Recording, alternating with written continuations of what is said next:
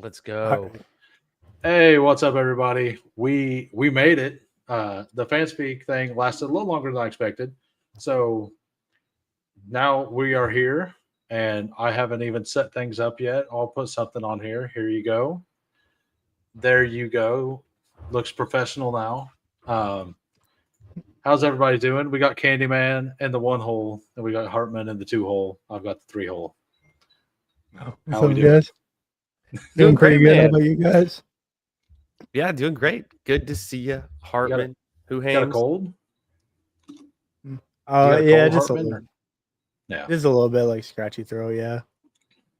Yeah, so I'm assuming that Candyman will put this up. If you want, you could live stream it to your X or whatever you want to do. Oh, sure. Because you can click the button right to live stream it, and then you just click the button again, and it tells you where you want to stream it to, if your channel or whatever. I'm not that worried. I've never tried, but yeah, I did it for the first time the other day with Big Draft Energy. He wanted me to just stream it to my X, which is fine because it's his show. But this can be kind of like, I think it'll be like it'll send us stuff like, do you want to copyright this stuff if you send it to YouTube as well? I think that's why you don't do that. Which button are you referring to? So in the top right corner where you would usually click go live, there's a stream to your audience button. If you click that, you can then click it'll then ask you where you want to stream it to, and then it'll stream it in StreamYard. Yeah, in StreamYard. Yeah, above the chat. I don't think over there. I don't think there is. It's a setting you have to pick on the stream, so that could be why. Is it? Yeah, you gotta pick whether you allow it or not, or something. Because I've seen it before, just looking in the it's not one that pops up. Usually, it's like in the random settings or something. Oh, let me look for that. But anyway, I'll retweet. You're streaming to your Twitter, right, James? Do what? Do you have it on your Twitter? Yeah, I do. Okay, I'll retweet that. Okay. Oh. Yeah, so I'm looking for it real quick. Yeah, I was curious about that because I as far as I knew, it was something you might have to set up beforehand. I don't know though if you can change it, as we're live. Maybe you can. Oh yeah, he did. It changed. There you go. There it is. Boom. Yep. So it is in the guest option, and you just got to click mark the guest can stream to their own destinations. So there you go. That will that'll work. So we just got through talking over all the slates. Do we want to go game by game and talk a little bit about it? And then sure, if people filter in with start set questions, we will get to them as we go. And thank you for popping in, Pepper Tony. The real one actually showed up. The real one. The real one. The real one. Always the first. Always. The signature. Yeah, absolutely. Oh. And he always says something positive like this. All right, so just a little bit, only a minute or two. So let's go. I'm going to go to rankings. If you guys have any data you want to bring up, just say something and pop it down bottom. I will try to do a good job of showing all of that. We will go to the Sunday main slate, and we will look through this. Yeah, smash the like, everybody. What's up, Victor? So as far as running backs go, we got CMC versus San Francisco, Tampa Bay. Yep. We have Jonathan Taylor, Indianapolis, for Indy versus Arizona. Josh Jacobs versus Cincinnati. I think those are the clear top three. What order do you like them in? So I think Javonte has been great, right? But this is actually not the best matchup against Carolina. Just kind of starting there and working my way up. I don't know enough about Achane, whether I think that's a smash spot, but I think he's someone you just want some exposure to. Josh Jacobs, I think I want to be a little bit overexposed to. Jonathan Taylor, you can't ignore.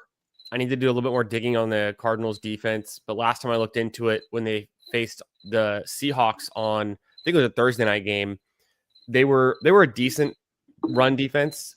And then the last piece I'll say is for Christian McCaffrey, I think we're still waiting to see like his ceiling game.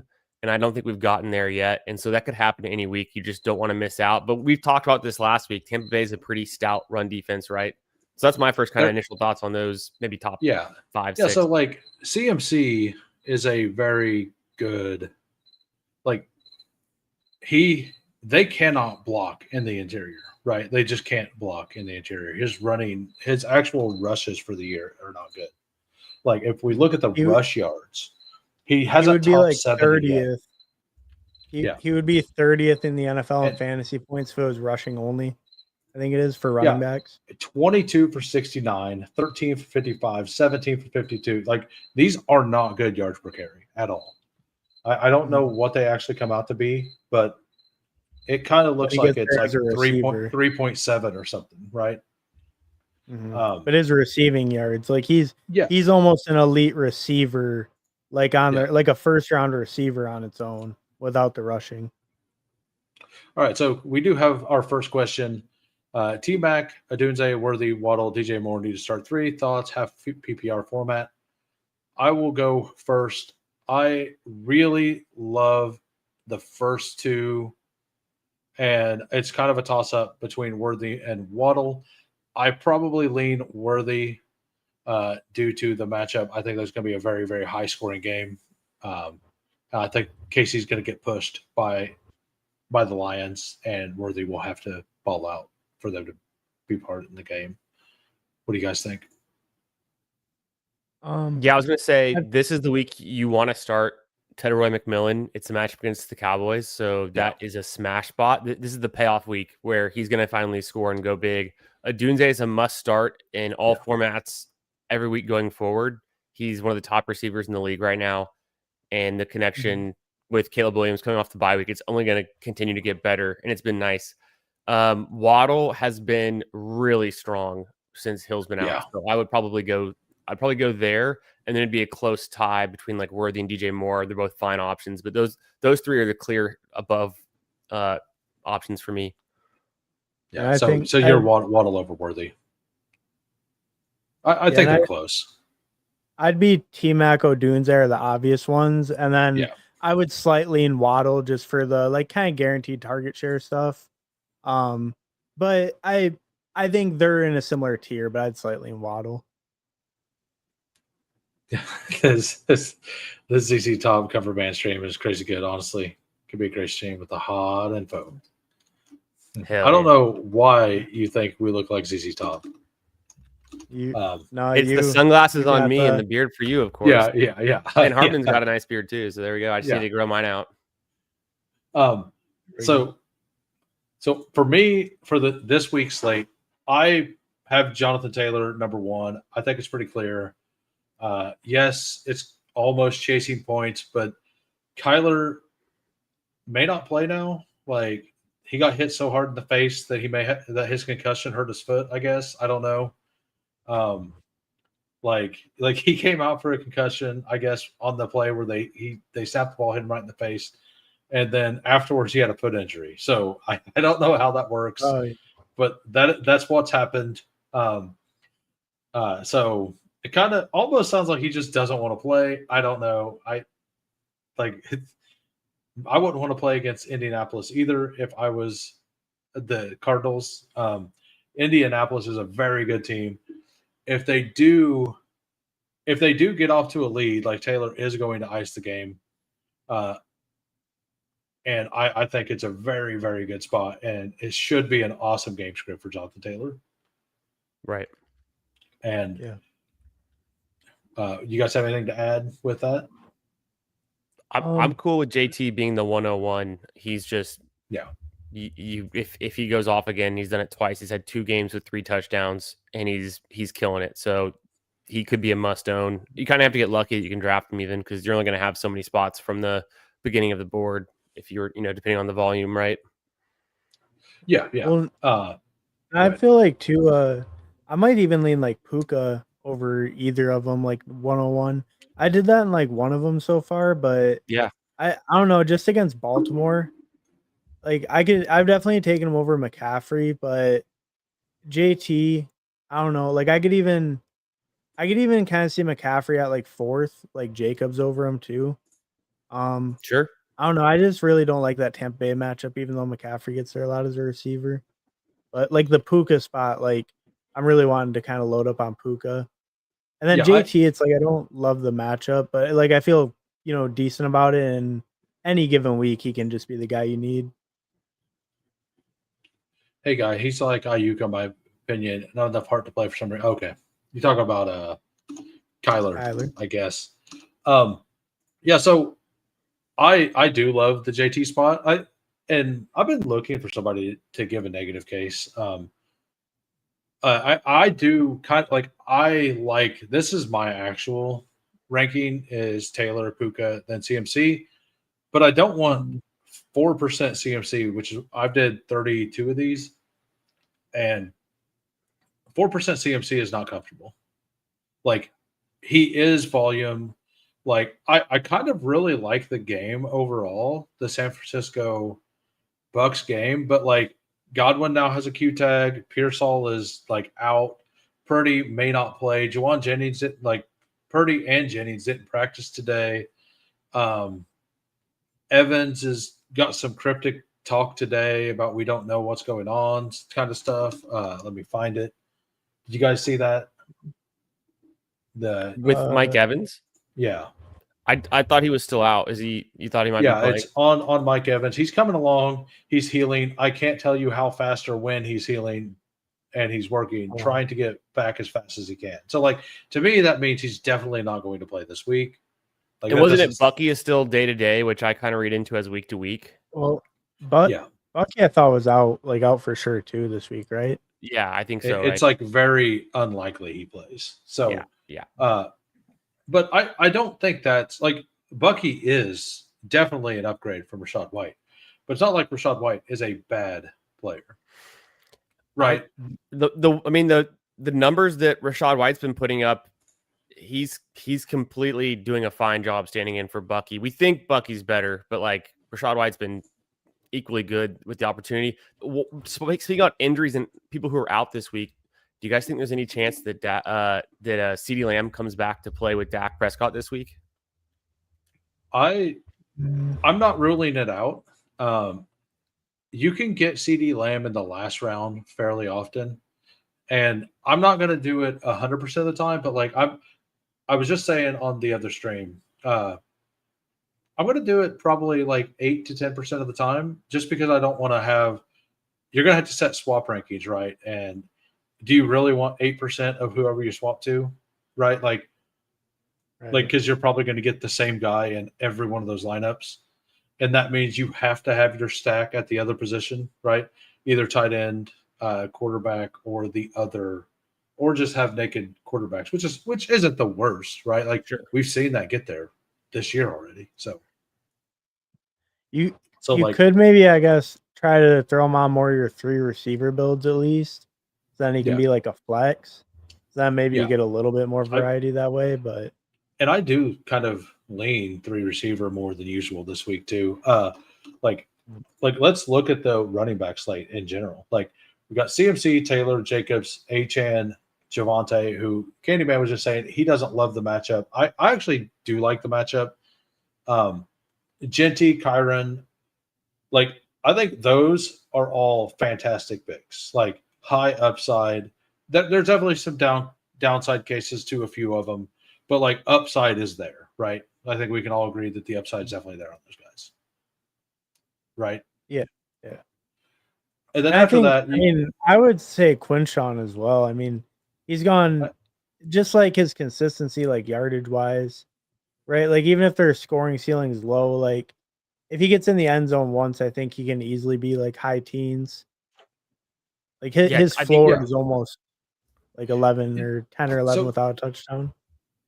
I do agree. Like his floor could be mid-teens. The thing is, like, what are the odds that he gets 2 touchdowns? Because you kind of need 2 touchdowns to really make a lineup to win you a lot of money in these, right? I think the odds he gets 2 touchdowns is good enough that he's draftable, like at the field amount. Right, that's where I'm at. Overexposed, but like I think he can definitely get 2 touchdowns. Yeah, I just don't think I don't know. Like, I think there's a clear drop off in the odds of Javante, Genty, Kyron, Achan, Jacobs to do that to Quinchon. Like, that's kind of where I'm at, and maybe I'm wrong. And mostly of that is because the Browns' offense is worse, like way worse than the rest of them, and Sure. Pittsburgh's defense is starting to kind of get to come together, right? So, like, I don't love the ADP. I know I seen Hartman earlier take Quinchon at 12, and I've done that. I've like of the drafts just to be like different exposures and stuff. And I do like him this week. I don't want 0, but I think it for me specifically after Kyron, I'm more okay to skip on these guys to go for a third wide receiver. And I do think that there's a decent chance that like Judkins, Dowdle, Rashad White could be something really nice. I've got a tier here of running backs, and not all of them are in this main slate, but it's just kind of like on our season stats.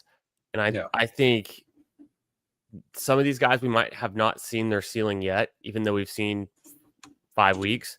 But Quinchon is like squarely in the list of guys who I think can get there. And so I think he might not be in that top tier, but he's definitely in a tier where like I want him as an RB2 or even just my solo running back, like enough. Like I think that's a totally fine build.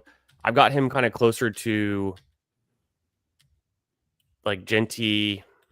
Okay. Yeah. And I could be wrong. I just like I think the Dobbins Genty matchup RB. is fantastic. But yeah. Oh, you have Dobbins up there? So I don't think it's necessarily a high place to put Dobbins. So I'm bringing him in because he's been ultra consistent, and we just really haven't seen his ceiling. Yeah. It comes down to this matchup. I mean, they play the Sunday morning. Yeah. Like they're not on the out. slate. They're not on the slate, but Yeah. like for total week, like I think that makes sense. Like, yeah, because I'm looking at the total season stats for all of the running backs right now, so I was just flipping through. But yeah, he's obviously not in this slate, but he's kind of in a similar spot where he's been really consistent, but we haven't seen him go off and have a huge week. But I think it could be around the corner, or maybe he never gets there if he's still splitting work. The Broncos are confusing, but we don't have to talk about the Broncos.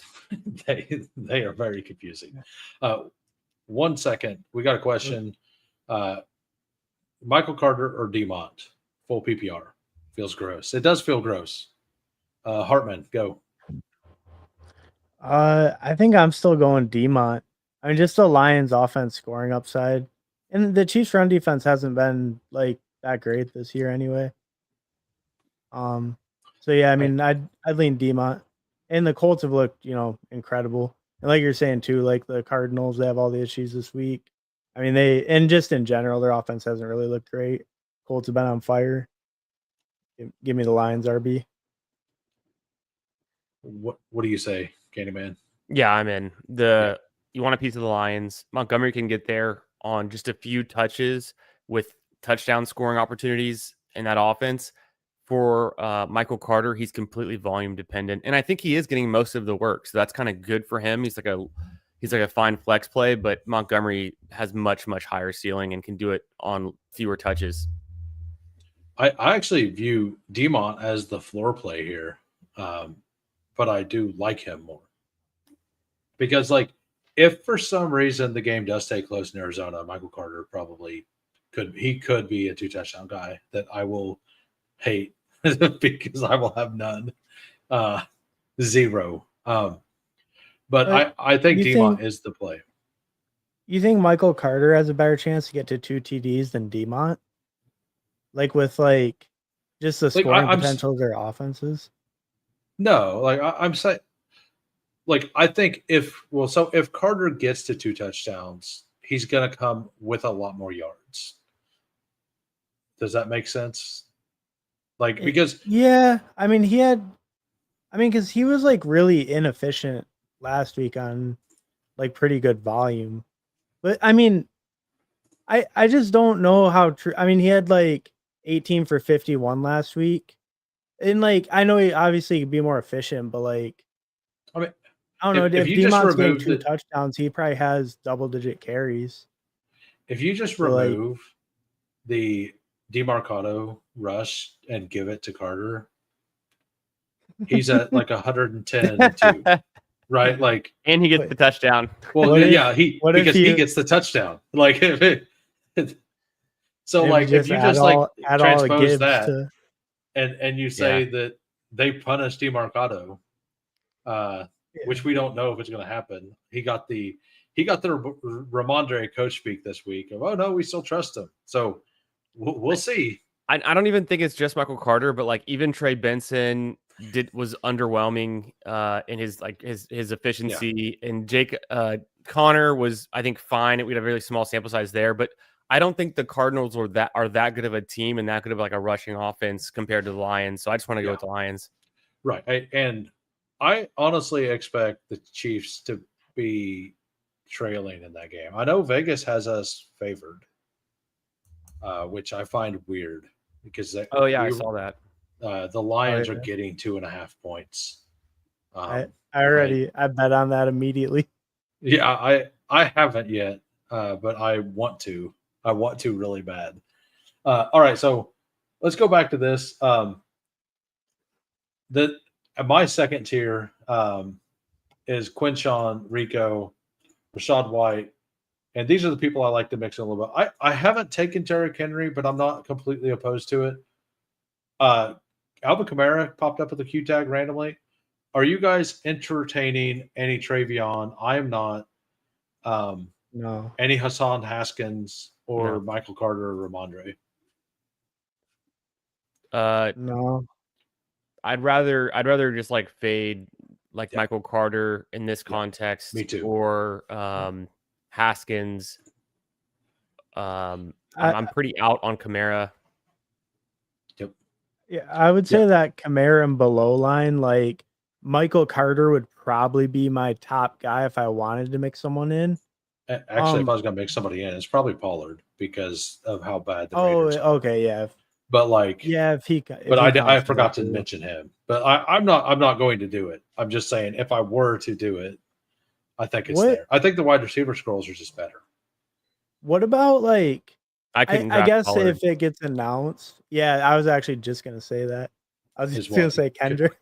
Well, like I wouldn't mind Kendrick if he is out. Like if that comes true, like it could be a very good click. And even if that's a fact on Saturday or Sunday morning, whenever the contests are closing, he's still going to be a 35.8 guy. Like he's still going to be drafted like 5% or less, right? Right. Yeah, and especially in the 12. Like I think in the BRs, like the problem is that New England's actually got a really good rush defense for Kendrick. So that doesn't mean he can't get there. If you're going to do a volume, I do think mixing them in is a sneaky click. I do agree. Yeah, that's more just for like the leverage, right? Yeah. So what about Travion? You guys have any interest in trying to catch lightning before it hits again? I'd rather just play Ramondre. He's getting the touches. Yeah. So that's the other thing. Like, let's look at Ramondre. He got 2 touchdowns at 13 points because he fumbled the ball. So if we expect him to get, let's say, 50 yards, 2 touchdowns, and a fumble every week, what is that? That's 18.7 points, right? Like, because we know the fumble's happening. If he's going to get a bunch of touches, how do you get 2 fumbles on 4 touches? Like, how do you get 2 fumbles on 4 touches? That's incredible. I wonder with Ramondre, he's been fine. I just don't know if there's I don't know. Maybe I can be proven wrong, but enough scoring going on with New England for him to smash and have the ceiling that these other guys are going to have. Like, I just don't see him scoring much more than 20 points, best case scenario. But maybe he could. There's another player that I've heard mixed around, and I feel the same way about Ramondre, and that's Zach Charbonnet. I've heard some people say that they like Charbonnet as a scroll. Like, I don't see a 20-point upside.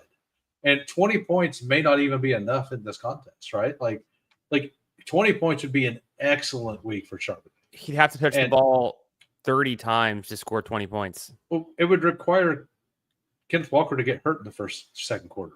Like, and if that happens, yes, you can get there, right? Like that's about it.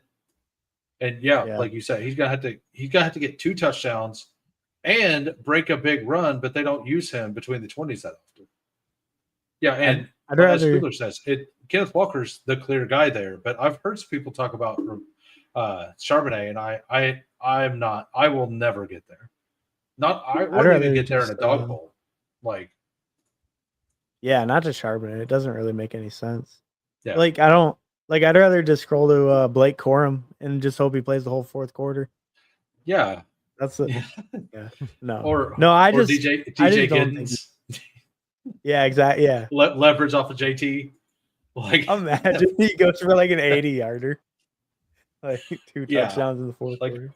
Who's this clown who won BR with DJ Giddens? Like, yeah, could you imagine? Where are you guys out of Derrick Henry? Are you completely out this week? Like, let's assume Lamar does not play. Where do you stand? And then we'll talk about if Lamar does play, where do you stand? And if it's different. If Lamar doesn't out, it's play, tough. Yeah, I want like almost none, but I'll mix in just a little because you can't full fade the big dog. True. Yeah.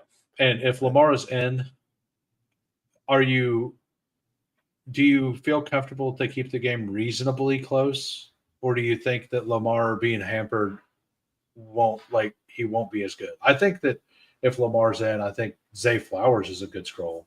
But like, we're not to the wide receivers yet. But I think I want some Henry if Lamar, like, I'm going to go 0 Henry if Lamar's out myself.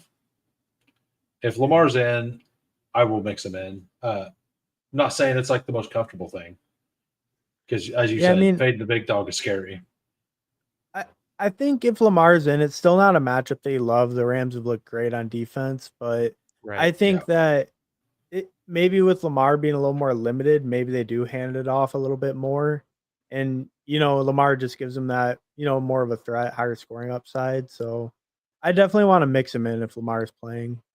But if Lamar's out, I want a couple, like very little shares. Yeah. Yeah, I totally get that. Do you have anything to add, Candyman?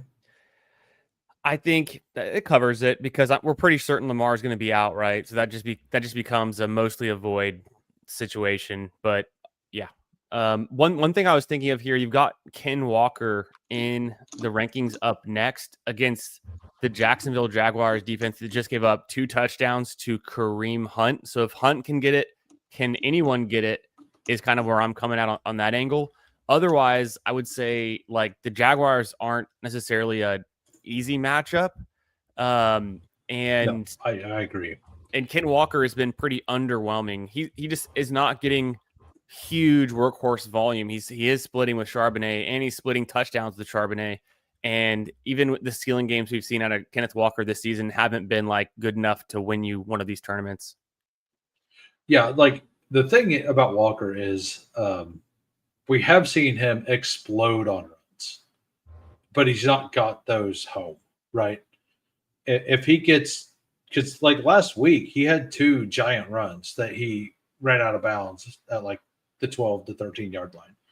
If both of those get home, right? Like if he makes that last guy miss and he gets in, that's now a 22, 23 point game, right? Because that's 12 more points off of 9 plus a few more yards. So like he's shown that it's possible, but I also agree. Like the Jags defense is good.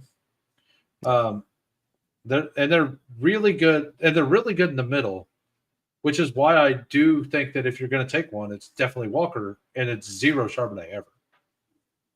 I feel like what was Walker's ADP right now? 34.9. So he's a decent scroll. Okay. So like if you just look at like 1, 2, 3, 4, 5, 6, 7, 8, it's Judkins 9, 10. So he's the 14th, 13th, 14th guy taken. So, and you can only at max if everybody takes 2 RBs, it's 10 or 12. So 12. Right. So it's a scroll if everyone takes 2. And I've actually seen a lot of people kind of agree with the way I've looked at the slate and taken 3 wide receivers quite often. I mean, that's a fair pricing then, because I was, Yeah.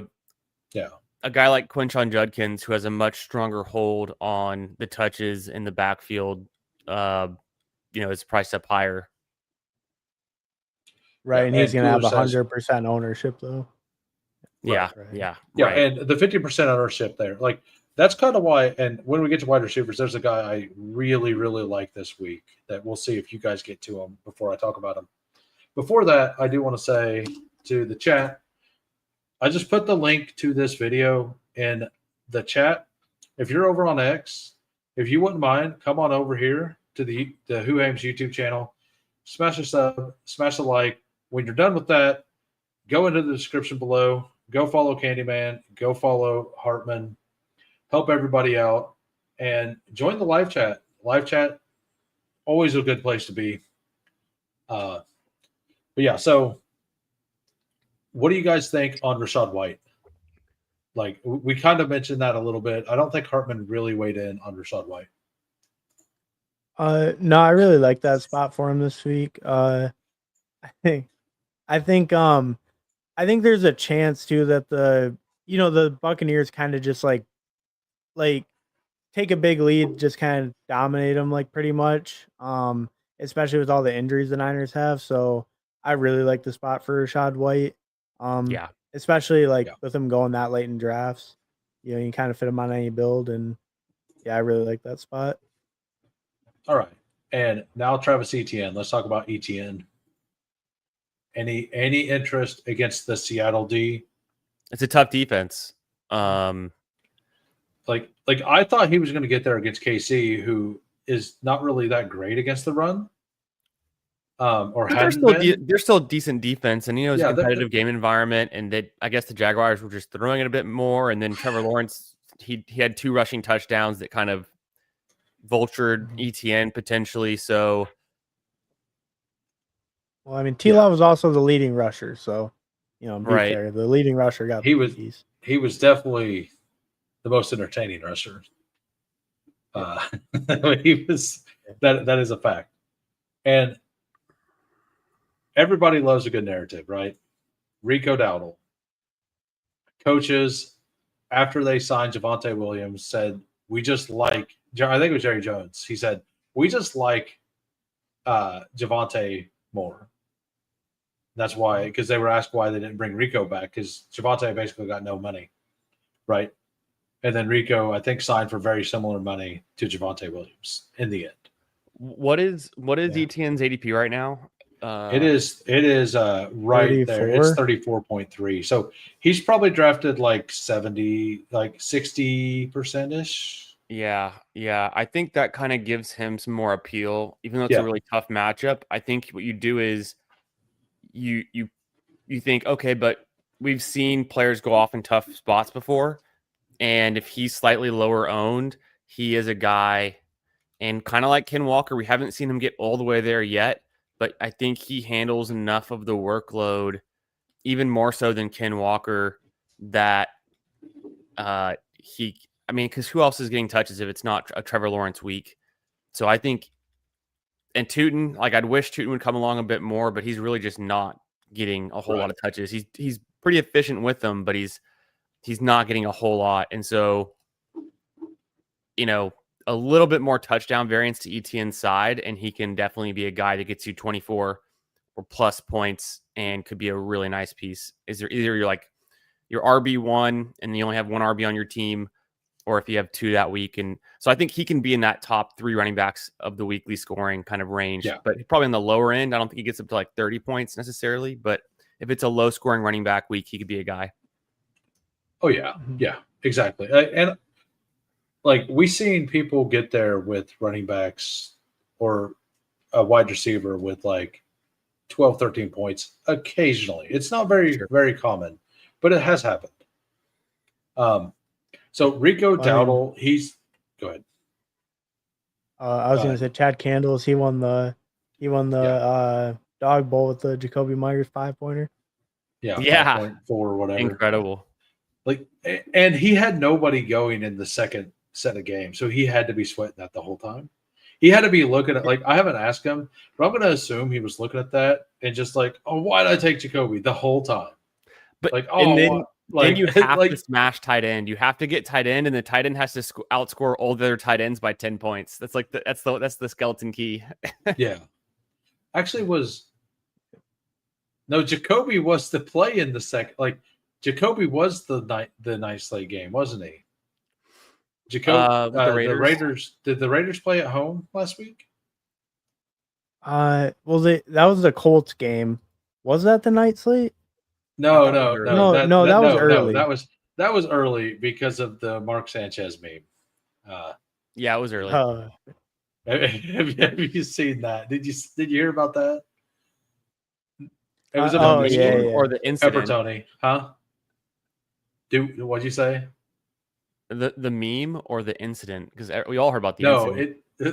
It was it said getting carved up in Indianapolis. It said Mark Sanchez and the Raiders. Yikes. Yeah, it's like that's so bad. Yeah, it's real bad. But I love that kind of humor gets to me. So Rico Dowdle has an awesome narrative this week. Dallas not awesome against the run. I mean, Josh Jacobs didn't really get there versus Dallas, which was that whole game was weird though. Like that entire game, like that didn't really make a whole lot of sense to me. Dak absolutely cooked, right? Like that part was. I just didn't expect Green Bay's defensive line to not get there, right? But that was a shockingly bad showing from the Packers D. Yeah, I couldn't believe that. Yeah. Yeah, so like, it wasn't that I didn't think Dak couldn't do well if he had time. I just didn't think he was going to have any time after what they did to the Lions. Like, and honestly, like the way we could after this week, if let's say that the Packers don't just absolutely destroy the Bengals on the offensive line, right? Are we going to look like, because we're almost to the point, the other 3 games, the Packers defensive line hasn't been near what they were versus the Lions week 1. And the Lions offensive line have been really good since then. So it's kind of the Lions were starting 2 rookies week 1 on the O-line, so it kind of makes sense. Maybe they week 1 a little shell shot going against Micah Parsons. And like it may be just one of those that was an outlier game kind of thing too. We're very, we've only had 3 games or 4 games by that team, so we will find out more. But it is something. It's one of those things that I've put a pin in, and I'm going to go back to every week to see how that defensive line performs. Because it's just interesting, right?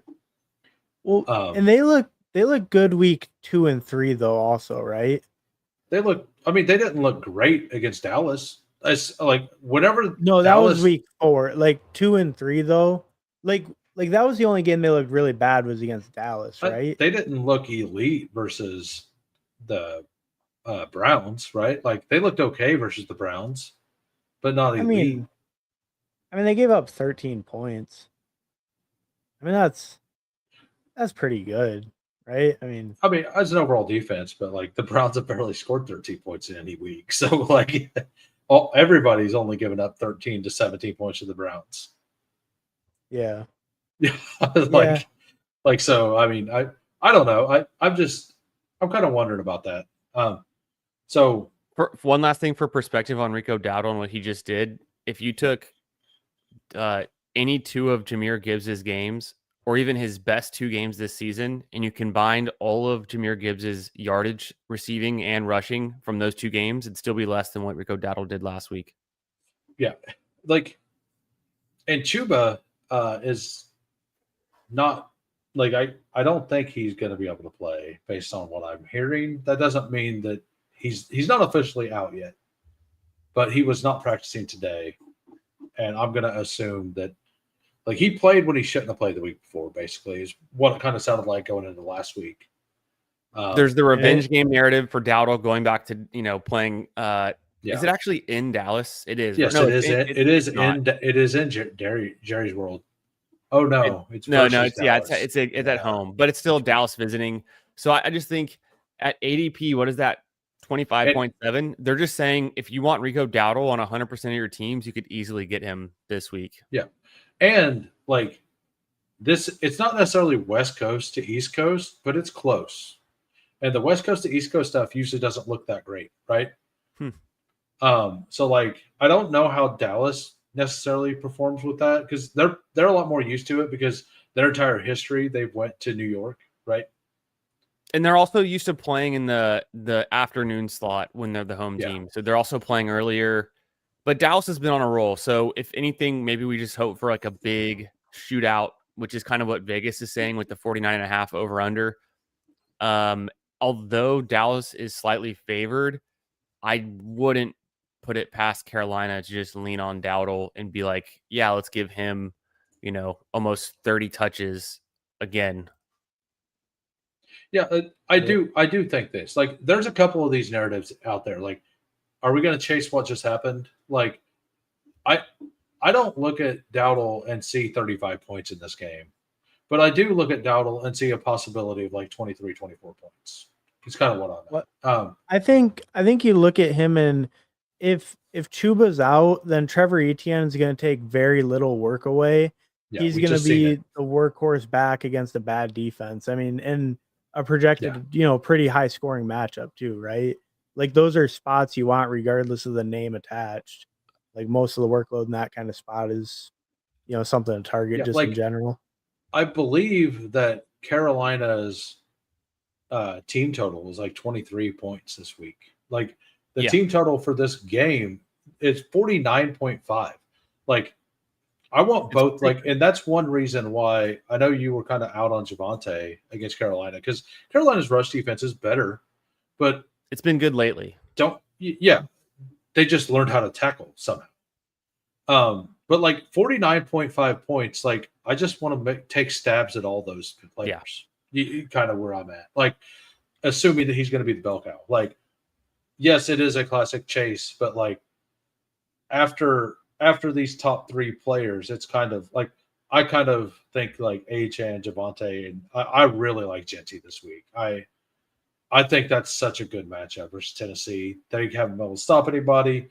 They've started using Genty a little more on the outside and not in the inside. They've came to the understanding that, hey, our offensive line sucks. So let's get him outside the numbers where our offensive line isn't so he can perform and be good. And he's looked very good the 2 weeks they've done. The thing I'll say about how sticky is Dowdle's performance, should we not chase last week? Dowdle put up 30 points plus last week. He's the only player to score more than 25 points as a running back this season. There's a short list. It's players who have put up more than 25 fantasy points in one game with only one touchdown. The list is it's Bijan, it's Jonathan Taylor, and it's Rico Dowdle. So like guys who've gotten it done with the yardage and then the one touchdown. Every other name on the list has 3 total touchdowns or 2 total touchdowns. And that even goes a bit further down to, a little bit below that scoring threshold. But essentially it's, even McCaffrey's very best game with 1 touchdown, he only had 139 total yards. Rico had 100 more yards than that. So the way that he was able to generate those yards, I think, is what's going to be sticky. Imagine if he scores 2 touchdowns. I mean, he could literally have a better game. And I don't think he will. I think that's his best game we're going to see all season. But I just think his floor is safer too, because if he doesn't score any touchdowns, he might just still be able to get to like 18 or 20 points. Yeah, I mean, I'm not expecting to. Like, let's say you half the amount of yards he got, right? Like, you just half it. That's still 24. Like, that's still 20 points. Yeah. Right? 21 points. Yeah. So you go down to 106 yards and you keep everything else. Like, a 20, like, I'm not upset at 20.9 points. Are you guys? No, most weeks that's going to be a top 4 to 8 score at a running back position. Right. Yeah. Yeah. Yeah. So I mean, I agree. He's not going to hit the 10 yards a carry probably, but he Right. could still have a pretty nice game. Yeah, he's gonna slack this week. That's gonna happen. He's He's undervalued right now is what I'm saying. And it's you don't want to chase last week's stuff, but this is the one you might want to chase because it's not like it was all in one play like a Justice Hill, and it's not like it was all touchdowns like Ashton Genty's big week was. Ashton Genty had 3 touchdowns with his 155 total yards, and then he's kind of, he's obviously still a good play, but it's harder to replicate the 3 touchdowns than it is just being good on the ground, I think. Yeah, I am. Yeah, just trying to. Touchdowns are so fluky. I was trying to look at something, but I couldn't. Look at Breece Hall. Breece Hall is incredible on the ground. Hasn't scored a single time. No one cares about Breece Hall. Yeah, obviously, and the revenge game's always a boost. Right, and that's the thing. Like usually, the don't chase it is into like not a revenge game. Yeah. But yeah, the Breece Hall Breece Hall is waiting to explode. It's time. Yeah. He's due. There's one player in this slate that is not getting drafted that no one is talking about that has the hardest matchup of the week, but just came off a 28.5 point game before their bye. Mr. Kenneth, put some respect on his name, Gainwell. Is there anything into drafting Kenny Gainwell against the Browns defense and thinking either he gets more snaps than Warren or Warren's still not healthy kind of thing? Is he kind of a scroll play that's super low owned and just hit the last time he was on the field? So Warren did practice today. Right. And we know Arthur Smith loves running backs and tight ends. But like, I do think the rushing does go to them and to Gainwell. I also think that I don't want to play any running back versus Cleveland. Right. Like that.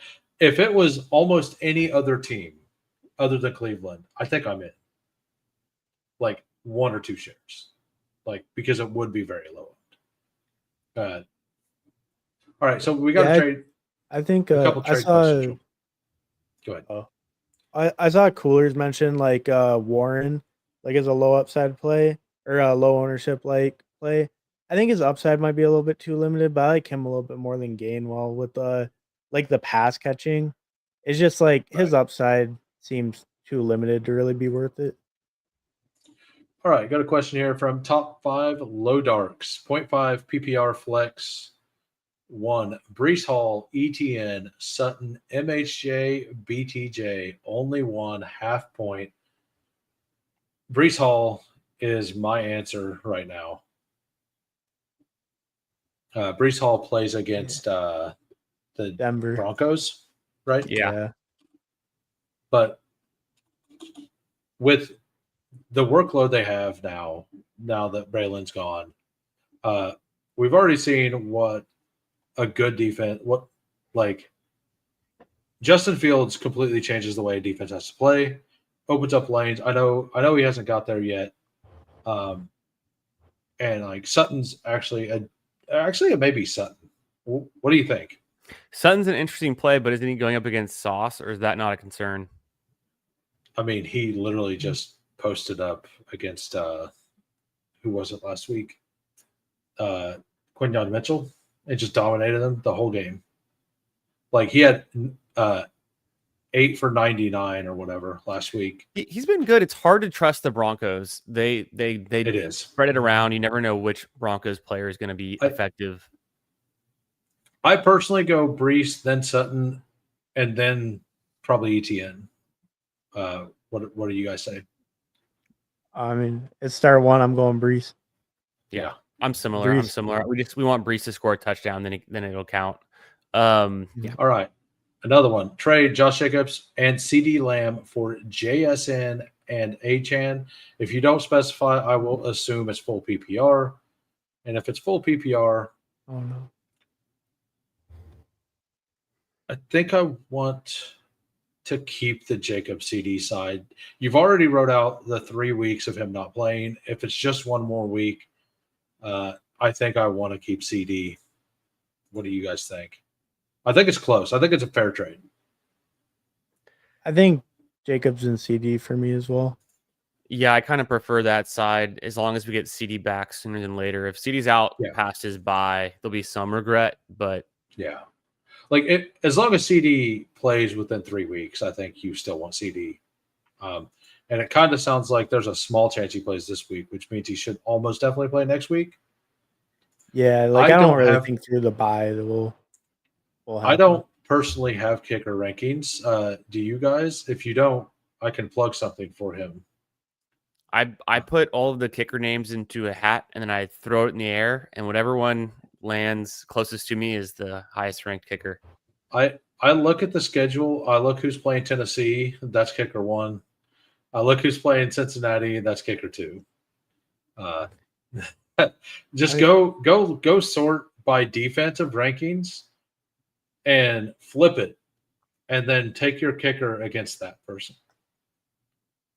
And you don't want an elite offense either. Like, you want a mediocre offense that has a chance to not get touchdowns. Yeah, I would also advise don't draft a kicker who gets injured mid-game and has to be replaced, because that also hurts a lot. Harmon and I just had that with the Colts kicker. Spencer Schrader. The upside feels a little too capped on Gainwell, I assume. No, I'm Warren. Yeah, Jalen Warren. I think both of them, their ceiling's capped. I would argue that the ceiling is not capped for Gainwell. Gainwell. He put up 28 points. I mean, but that was without Jalen. That was without Warren, and it wasn't against the Browns. But they could just be like, you know what, Warren, you've been good and all, but you really aren't that good. You never score touchdowns. We're giving it to Kenny. Could you imagine if this game turns into like 3 touchdowns by Gainwell and 3 to Judkins? Like, it's just like just breaking through.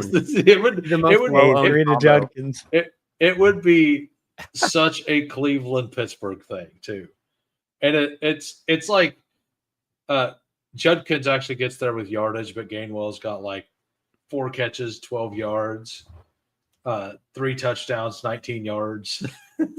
And a fumble or something, like Raiders killed my kicker. I will never forgive them. All right, so let's move on to some wide receivers. There's no argument here, right? It's obvious 101, no questions. I think easy. It's those 3 to me for sure. I actually think it's these 4. Yeah. And I think you can argue any of them in any order. My personal order is actually this, but I don't want to have 0 of any of them. Right. So like I've moved him up to here just so I get some. I like that's kind of what I think. I think that there's a top 4 there. And then in my opinion, JSN is just number 5 by himself.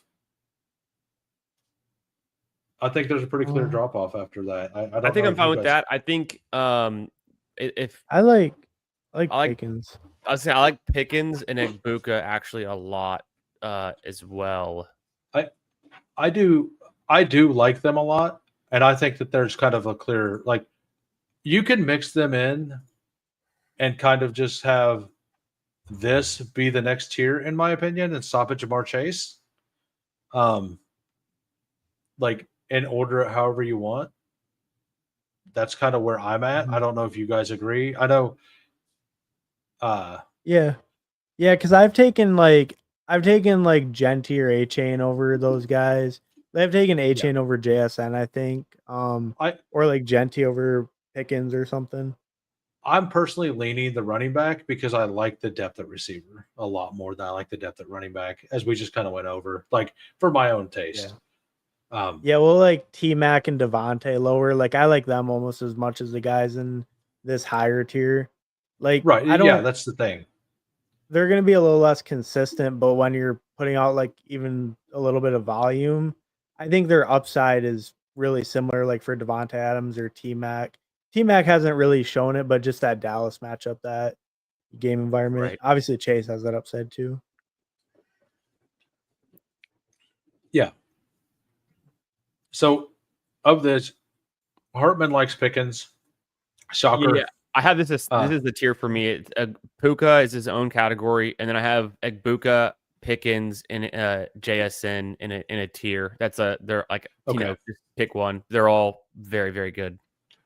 I will go over why I personally like JSN over the other two. So Pickens gets dinged slightly because CD may play. If CD doesn't play, I do think it's fair. That's why I have him third of those three. Not because if CD doesn't play, I think you could argue anywhere. JSN goes against Jacksonville. We just seen and predicted correctly that you're going to beat Jacksonville by going on the outside. Tyquan Thornton just had 90 yards or whatever.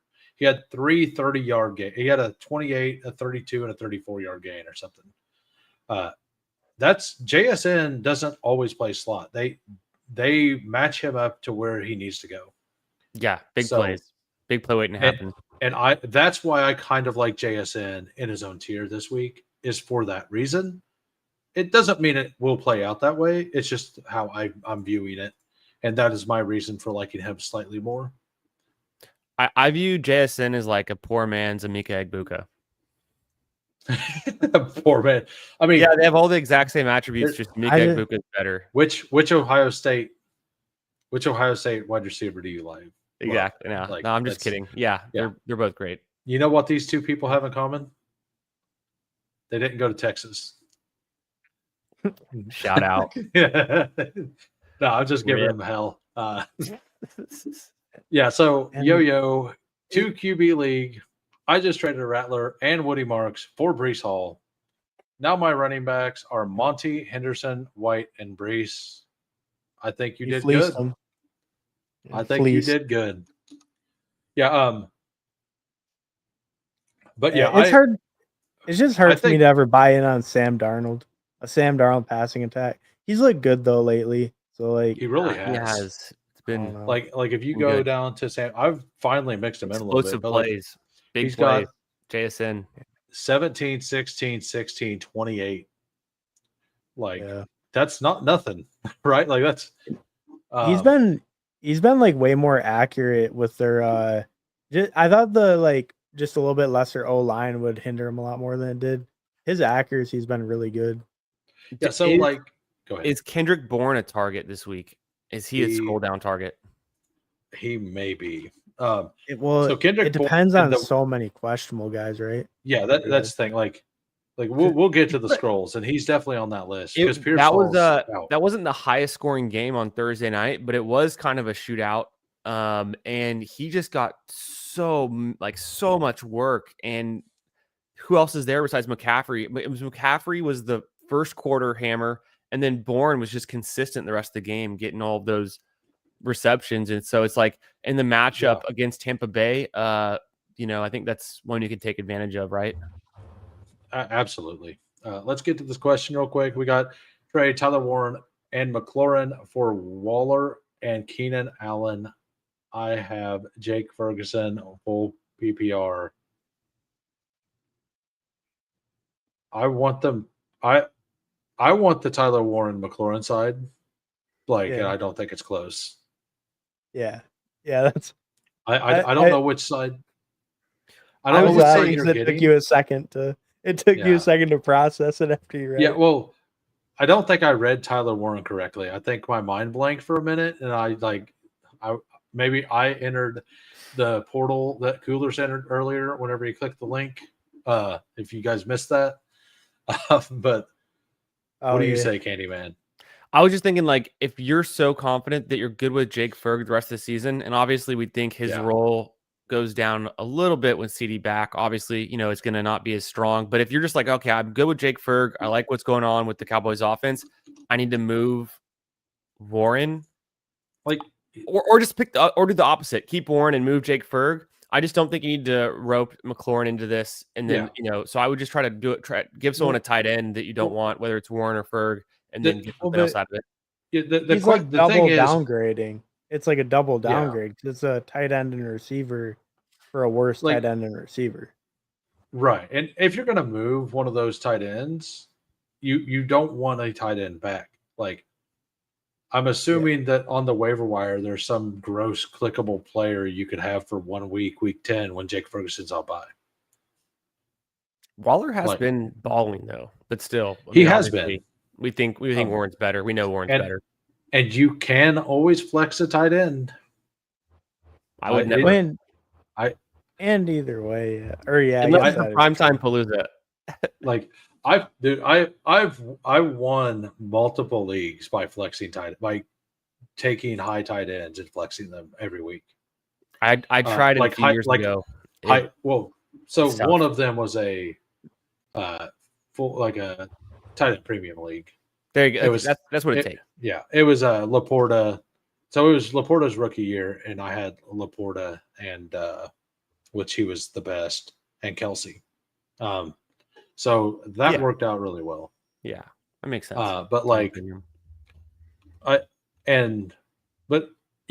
I would just try to tier up like one of those to a better player other than I don't know which side you want, which side you're on, but Tyler Warren McLaurin is the correct side. I think we all three agree. What do you guys think? What if you're in a position like that and the Bowers owner's hurt and you trade him Warren straight up for Bowers and you just hold Bowers for till through the bye week 8. Then you Bowers have paired with Ferg seems really nice. Yeah. Yeah, and that's what I mean. You can't the thing is Indianapolis has proven that they're definitely going to stay a good offense all year. We don't know if they're going to figure it out in Indy or in in Vegas. So we haven't seen what this offense looks with a healthy Bowers yet, right? Because he got hurt in the middle of week 1. So we don't know what that looks like. We don't know if it's something that we even want anymore. And he got hurt when he had 100 yards on 50% routes. Yeah. Crazy. Yeah. Yeah. It could have been really good. And it's probably the right call. But I'm just saying it's kind of a cautionary thing there. All right. So back to this. I think we all agree those three kind of I personally think JSN is a tier above the other two. I see the argument. Can we just admire Igbuka for a minute? Chris Godwin comes back, gets 10 targets the same week that Igbuka gets 10 targets, and he basically did the same thing. It was 10 for 4, but Igbuka got the long touchdown, and Godwin kind of looked a little shaky. And then Godwin randomly popped up with a Q tag, I think, today. Yeah. Which is kind of bullish for Igbuka. Right. Actually makes this a decent scroll option when we get to tight end that nobody's doing yet, 35.9. If Godwin doesn't play, Kate Otten is probably a smash, assuming Mike Evans doesn't play. But that to me seemed kind of cryptic. So that Godwin note looks scary. It was like dealing with injured fibula. That's not what you want to see. No, not at all. Not at all. Yeah. So that's those three players. Let's move on to the next tier. Tell me when you want to stop for the tier. We got Jamar Chase. We got Adams. Got McMillan. Got Diggs. I would stop. I would stop after Waddle. I stop at Waddle as well. Do you guys like QJ in there? Metcalf? I can't. I'm just fighting the QJ thing tooth and nail, to be honest with you. I'm never going to give in. So, never. It's bias at this point. But Ladd scored a touchdown last week, so Quentin Johnson is moving in the wrong direction. I think we don't want to chase that. He's already kind of had his peak of the season. I think we want to go for guys like that are still on the rise, moving up. So I would think, who else do I like here? One second. Back to the Igbuka thing. Coolers brings up a good point. It's also very bullish for Rashad White if Godwin is hurt. That's a good point. Yeah. So, go ahead. Sorry. Go ahead. Do we have Sutton in this group? We do not because he plays in he's the on morning game. Oh, I keep saying that. I keep saying that. I knew that though, because the other player I was going to compare him with was he would be in this group. Was actually Michael Pittman Jr. is probably the next tier, but he's close. Yeah, he's down here too. So let's put him there, and we'll talk about it. And I haven't clicked him yet, and I'll give you my case. You can give me your case. Sounds fun. So Jamar Chase. So number one, let's go look at Joe Flacco. So this was put out when he was on the Browns. And right. They will not change this to Cincinnati because this is what it was whenever the contest launched. So if you think you're going to get one up by taking Joe Flacco this week, you will score 0 points. Same thing on DraftKings. You will get 0 points because it is Cleveland, not Cincinnati. No. They said they'll give you a swap on underdog. If you'd already taken him, right? Oh yeah, if you'd already taken him. I guess if you do it now, okay. If you do it now, then you're. I didn't read that tweet, but I would assume that it's if you had already taken him, you get a swap. Well, I just thought they said like he'll be marked as out, and he is out. So like if you picked him, he's marked as out, right? So he'd just be out. You just get a swap. I think if you pick somebody who's marked as out, you don't get a swap. I think if they're marked out after you take, I don't know. I don't know all the swap rules, honestly. So maybe Coolers knows. I was actually going through some of that earlier today. I didn't get all the way through it. So I guess why would you ever pick anyone marked as out? Basically, don't try to take taking someone who's out would be a competitive advantage because then you'd be guaranteed to swap and then you'd have more information after the draft. Yeah. So technically, I think it's actually right. It's the correct thing to do to make it to where if you take somebody who's officially out already, because Jalen, you could swap to let's say you get the only share of Jacoby Brissett because we don't know till the last day. Right, the only share. Now, I don't think that's an advantage, but it may be. You never know. I was thinking running backs is where it'd come in, as being very advantageous. All right, so Jamar Chase. Do we think that Joe Flacco makes him better or not? I'm gonna go with no dog. And Ken is the same. Maybe a little bit higher floor week to week, but pretty similar. I think it's a slight upgrade, but not much. I'd rather have Devontae Adams this week and just hope that we're gonna hit a touchdown. My rule this week is leave every draft a Ram with a Ram. That's my rule this week. Kyron, I think his ADP is way too cheap at 11. Devontae Adams at 14.8 feels really good. And Puka, you could argue 101 if you want. He gets the worst defense in the league. Yeah, and that's the way I think it works. The swap only applies to Q. Yeah, if you're marked without. So if somebody gets marked out after you've taken them, they actually I'm assuming, I don't know how they do it on the back end, but I assume that the way they would do it is they put a timestamp on when they put the out tag on them, and any draft that ended before that or started before that, I would assume, because it wouldn't change in the draft. So it'd be if the draft started before that changed, you get the swap. Right. All right. Would it be a decent deal to trade Neighbors away for Rasheed and a first in Dynasty? So you trade Neighbors and you get Rasheed a first? Yes. I personally do that all day. But I also think Rasheed Rice, I'm a Chiefs fan, but if it's full PPR number one, like Neighbors is the higher upside player there, but Rashid Rice, I do think next year we're going to look at him at the 1-2 turn. Yeah, I'd be Rice in the first. I think Rice is I think he's a wide receiver one, like going forward next couple of years, and add in a first round pick. It's lean pretty hard that way. Yeah, I think this is fair to really both sides. Yes, absolutely. I'm good with it if you want to make the trade. Yeah, and that's one of those, the one team's selling to try to win next year. And it is a slight upgrade, but like the extra first, like that is huge. I think I want that for sure. All right, start to it really running depends backs. on your perception of Rice. Yeah, it does.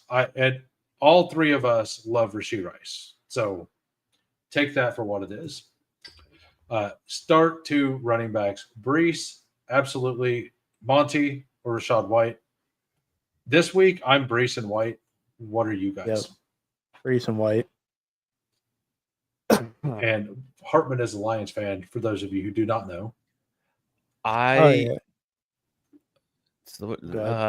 matchup again for Tampa Bay seems fine. Rashad White gets all the work. Then yeah, I think he can get there. I can't really bench Montgomery though, because for me it's I don't know. That's a tough spot. You have three good options. I think with Montgomery, he's just you have to start White over him, I guess, because of he's going to have all of the work. Montgomery's floor is too low, I think, in a managed is the issue. Like for White versus Montgomery. And White, right. I mean, probably does have a little bit better upside. The Buccaneers score a lot too, but I think Monty's real issue is his floor week to week isn't great, right? Yeah. He gets like 10 carries for like 40, 50 yards and no touchdown. And not really doing this could be one of those decisions. It's like if you look at your projection and you're projected to lose by 5 points, you play White. If you're projected to win by 6 or 7, Monty may be the better play to give yourself the floor as well. I think I personally just start White either way, but I always like to shoot for upside. I think you hit the upside in a couple spots. Like I think White's floor is high and ceiling is higher. Yeah. Yeah, I think White has better odds to touch the ball more, and I don't think the difference is so big there in their efficiency that I would lean Montgomery over him. I think Montgomery's more efficient, much better offense, but it's not so much better, and it's not so much better of a matchup. So yeah, I'm cool with White. All right, so we all like Devontae Adams here. Yeah, like I think it's a pretty clear. Like I almost put. I don't think it's fair to put Adams up there with Pickens and Egbuka, but I'm like, he's kind of his own tier to me personally over the rest of them. I clearly want Adams. I like Adams and T-Mac both over Chase, like pretty clear. Yeah. Like, and then I have 30% Tet and 30% Adams. So those are the same two for me. Like those two are the ones I'm clicking the most as my wide receiver too. Yeah. Are you similar, Candyman, on McMillan, or do you like Diggs, Waddle, Pittman, or Chase? I think the argument could be made for Diggs in a way if we're just expecting some touchdown regression. And I have to come around to this, but like Diggs has been on fire the last 3 weeks with the amount of yards he put up, and a lot of it was last week too. But the thesis on Diggs is okay, he's back now, and let's just get him. He's going to be climbing up the wide receiver leaderboard from here on out the rest of the season. He's going to be competing to be a top 12 wide receiver any given week most of the time, and so I kind of want to rank him into that range, and so in a slate like this where we're not getting all of the games, there's the extra Monday night game, there's the extra London game. I think he becomes even more of like, he's standing out a little bit above some of the rest. But then another guy that I think is close to him, I brought up earlier, was Michael Pittman Jr., and he's just been on a touchdown role with Danny Dimes. So that's just the connection. And I don't know if that seems like it's harder to sustain because it's touchdown dependent. But then the opposite side of that is Diggs. He doesn't have any touchdowns. It's all yardage.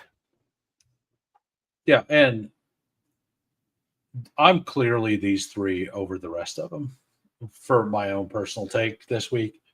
I'm going to have a ton of Diggs. I'm going to have a ton of McMillan. I'm going to have a ton of Adams. I'm going to mix the other three in, or the other two in. And while we're here, like, yes, he's getting all these touchdowns. His ceiling so far has been 17 points. Like, I do think that they're going to score a lot of points this week. I just don't know. Like, I'm having a hard time envisioning a game where Pittman gets either a 2-touchdown game or like 110 yards. Like, and I Maybe. think, like, I would just say his pace right now, he's averaging a touchdown every 5 receptions over the last 3 games. Like, so if he gets 10 receptions, he could have 2 like it's kind of, obviously just projecting exactly what he's done forward, but I just think he's kind of the most reliable guy for them. I guess Downs had a nice kind of turnaround, but he's their most reliable guy. And I think Alec Pierce does come back this week, but it's like a totally different role, right? Yeah. And then they have Tyler Warren. Tyler Warren's also very reliable for them, but Pittman's been kind of the touchdown guy. Yeah. So, like, love or hate Dimes, like, he's spreading the ball around. And he doesn't throw a lot of touchdowns. Is kind of your point. Is like he's never going to have a 4-touchdown week. We don't think. Yeah. So, like, let's go to Danny with Dimes JT still being active. Right. We got 1, 1, 1, 1, 2. Right. He's rushed for several, but, like, then you go to Jonathan Taylor, and, like, that's where all their touchdowns are going. Right. Yeah. 3. And he caught one against Denver. Yeah, and then he caught one. So that's where all the touchdowns are. And Dimes running it in. Like, and yes, they can get deep, and, like, I can see him. Like, I think the chances of him getting like 80 yards and 2 touchdowns, which is kind of where you need to be. Like, you either need like 120 yards or like 60 yards and 2 touchdowns, right? Yeah, kind for of sure. where for you sure. need to be. And I agree. I'm having a hard for me personally, I'm having a hard time envisioning that for Pittman. Now, if you ask me start sit question, Pittman's very high on my list. But for a BR style contest, I do have a harder time taking Pittman. I think you basically want to say Max 1, Jones, and JT, because the true Jones ceiling has rushing. Yes. Yeah, and that is absolutely true. Like, I'm not taking – look, I do think that you could have a Jones to JT touchdown again with 2 other passing touchdowns. But does that even get you, like, with 2 other passing? So, like, then JT may not be worth it. So, like, all of that together, like, that requires a 5-touchdown Colts game, which it's possible. Like, we're going to see that this year. They're really good. But, yeah, I'm having a hard time getting to Pittman and BR specifically. I've got another player that I'm curious to see where the ADP is. There's a couple I like down the board. Let's talk about Waddle first. Sure. And after that, we're basically at the scroll range, in my opinion. So we've kind of talked about Chase. Like, I think after last week, I'm personally scared to completely fade him, but I don't want a lot of him. So I'm basically going to mix him in on teams that have a lot of the players that I have a high exposure to. So if I'm right on everything but him, I cash high, basically. I would take him over like Waddle, just because any given game Waddle leaves in the first quarter with an injury. Heck, he left last game with a quarter injury in the first quarter. Like, yeah, he came back. Like, yeah, he came back and dominated. But they're starting to accumulate. Every time I see him walk off holding something, I'm like, are you serious? I mean, I'm thinking that Waddle is more of a joke of a name than an actual last name by the way that he plays. And I still love his. Yeah, it's just a bit like he's full in on the bit equity. Like he changed his name in high school because he knew what his bit in the NFL was going to be. He's going to be leaving every game a little hampered and then coming back in. Exactly. But yeah.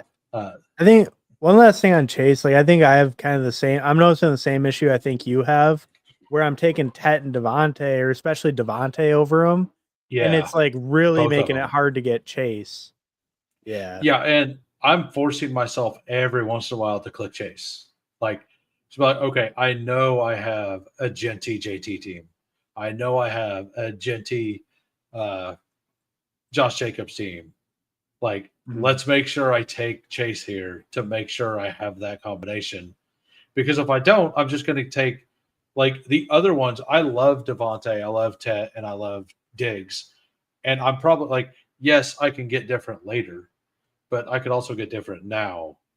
You know, like I want all of those permutations throughout my portfolio. If I'm going to draft, because I draft like 50 to 70 teams a week. So I want that. So we got Jalen Waddle now. If you go back and you look at the things that he's done, like without Tyreek Hill, it's been really good. And he looked good last week, but Tua looked good. They had time to throw the ball.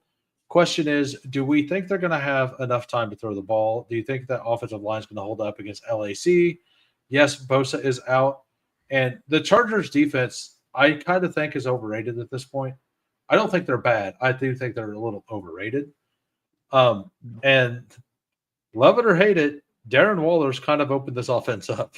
like, because he's opened the middle of the field up enough, which is what Jonnu used to do. It's almost like they never should have traded Jonnu, right? Like, but I think Waddle is a very clickable player. We're expecting like the 44.5 points. That feels really weird. Like Miami's defense is awful. Yeah, I was even seeing it as now it's on ESPN. It's 42.5. Yeah, like the Chargers' offensive line is very, very hurt. But the Dolphins are like the least likely team to take advantage of that. Yeah. They still might, but they are the least likely team to take advantage of that. And we know that the Chargers all season have been one of the best PROE teams in the league. Mm-hmm. So that means that Waddle and Waller and Achane are going to get there through the air, which is how they all get there. Because if the Chargers are successful at all, it's going to be I could see this game being very low scoring or very high scoring. I don't think it's in between. I don't really see the line being at 44. I don't see it. I think we either see like 50 plus points or we see like 34. I think it gets closer to the line if like the Chargers really kind of beat them pretty easy. Beat them by like 10 or something. I think that's where it gets like closer to the line. Yeah, that could be. But yeah, I think you know what I mean. Obviously, in a VR, you're telling yourself a story, but I think like you see it like the Chargers' defense is a little more name value than they've actually been like on the field this year. And Miami's looked okay at moving the ball, getting yardage. So yeah, I mean, I definitely like Waddle a lot this week, though. Honestly, to the kicker question earlier, Miami's kicker I would probably value pretty high this week. I think they're going to score some points.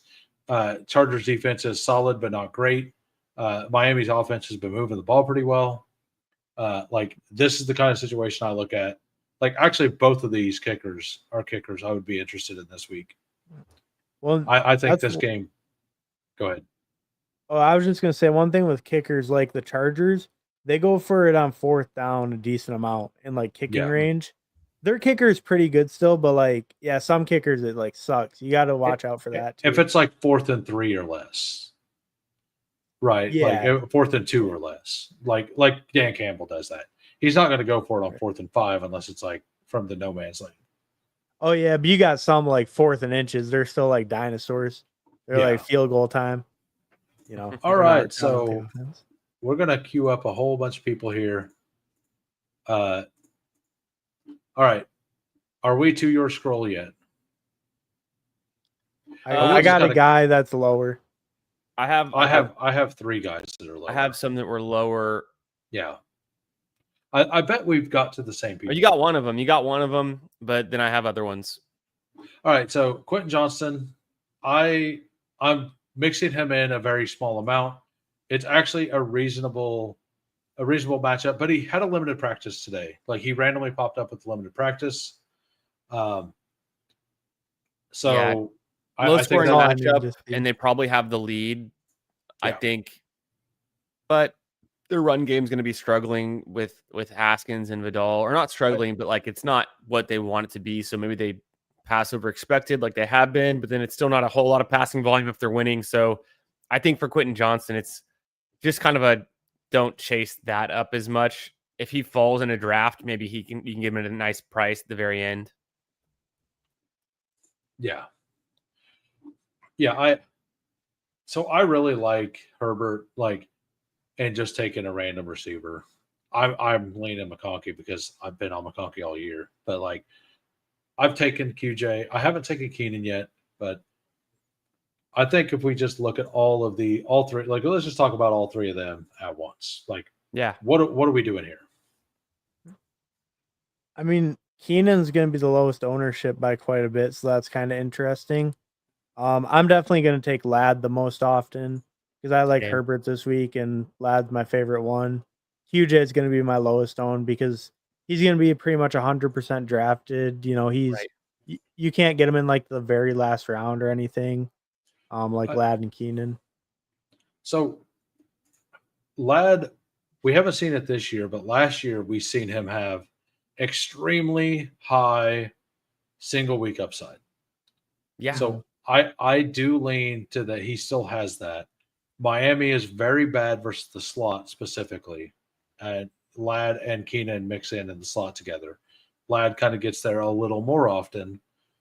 Quentin Johnston, if he's hampered, I don't love it. I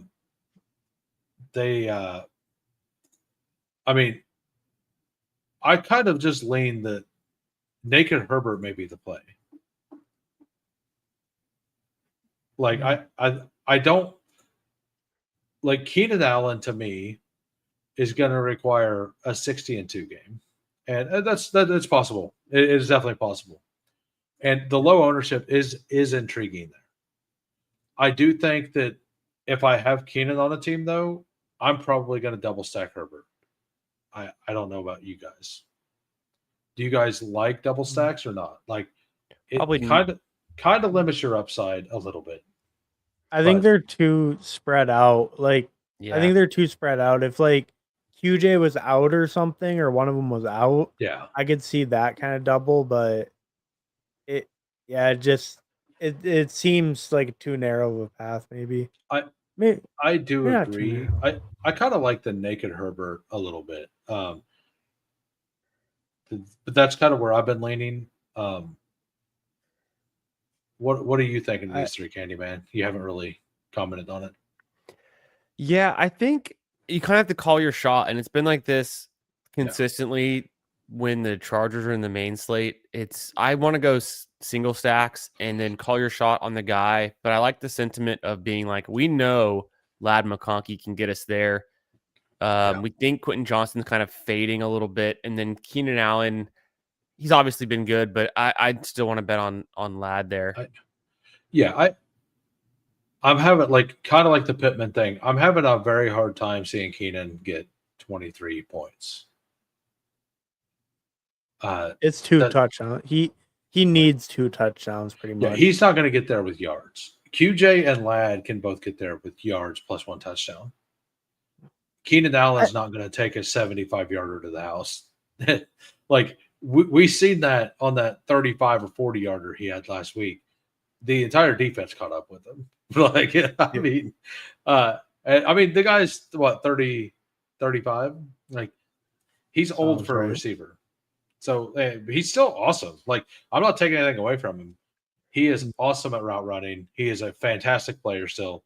but he doesn't have the speedy. Like he was never a speedy receiver anyway. So yeah, well, and just I think that 2 touchdown game could always be in play. It does seem like Herbert yes, likes him in the red zone, so he's worth mixing in for maybe some of that leverage. But yeah, it's his path just seems thinner than the other two. yeah, that makes sense. All right, so what about CD Lamb? Are you guys mixing in CD? And for like, I'm going to mix them in at about 7 to 10%, and then just make some swap rankings. Because if he plays, where does he go? If the worst case scenario he plays, but he's like super limited and he does like Yeah. a Chris Godwin, then you're kind of like, ah, shoot. So I get like why you don't want to be overexposed, but I think you're right. It is intriguing that he's free, and then you could swap him as like you have 2 upside outs. Yeah. Yeah. And like, I mean, you just flat take him above Pickens, right?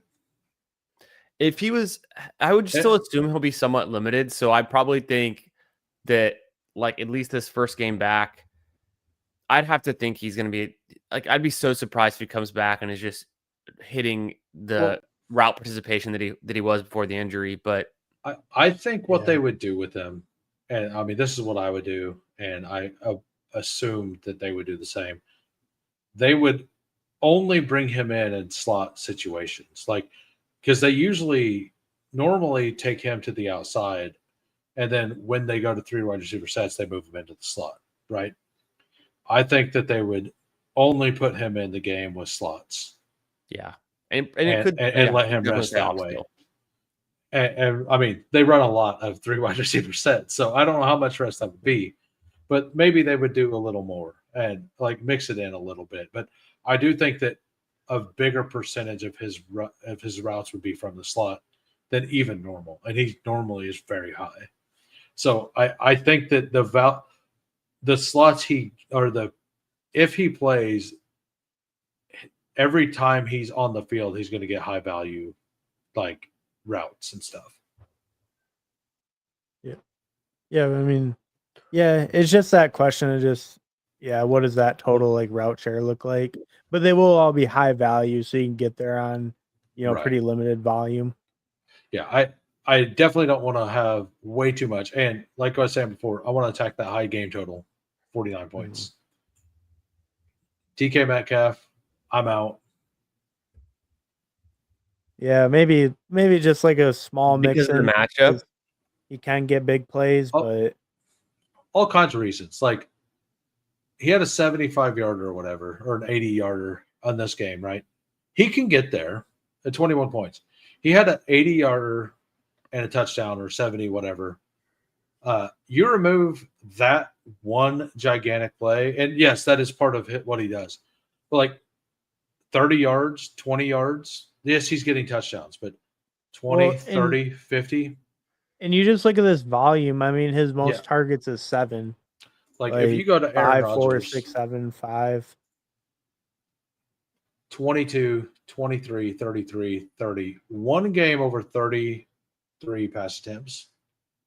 That's a very, very low. Like if you go like this game versus Minnesota, I believe they only had 53 snaps on offense. This game, they like one of these 2 games, they only had like 53, and the other one they had like 56 snaps on offense total. That is what Aaron Rodgers does. He slows the game down. I could give too.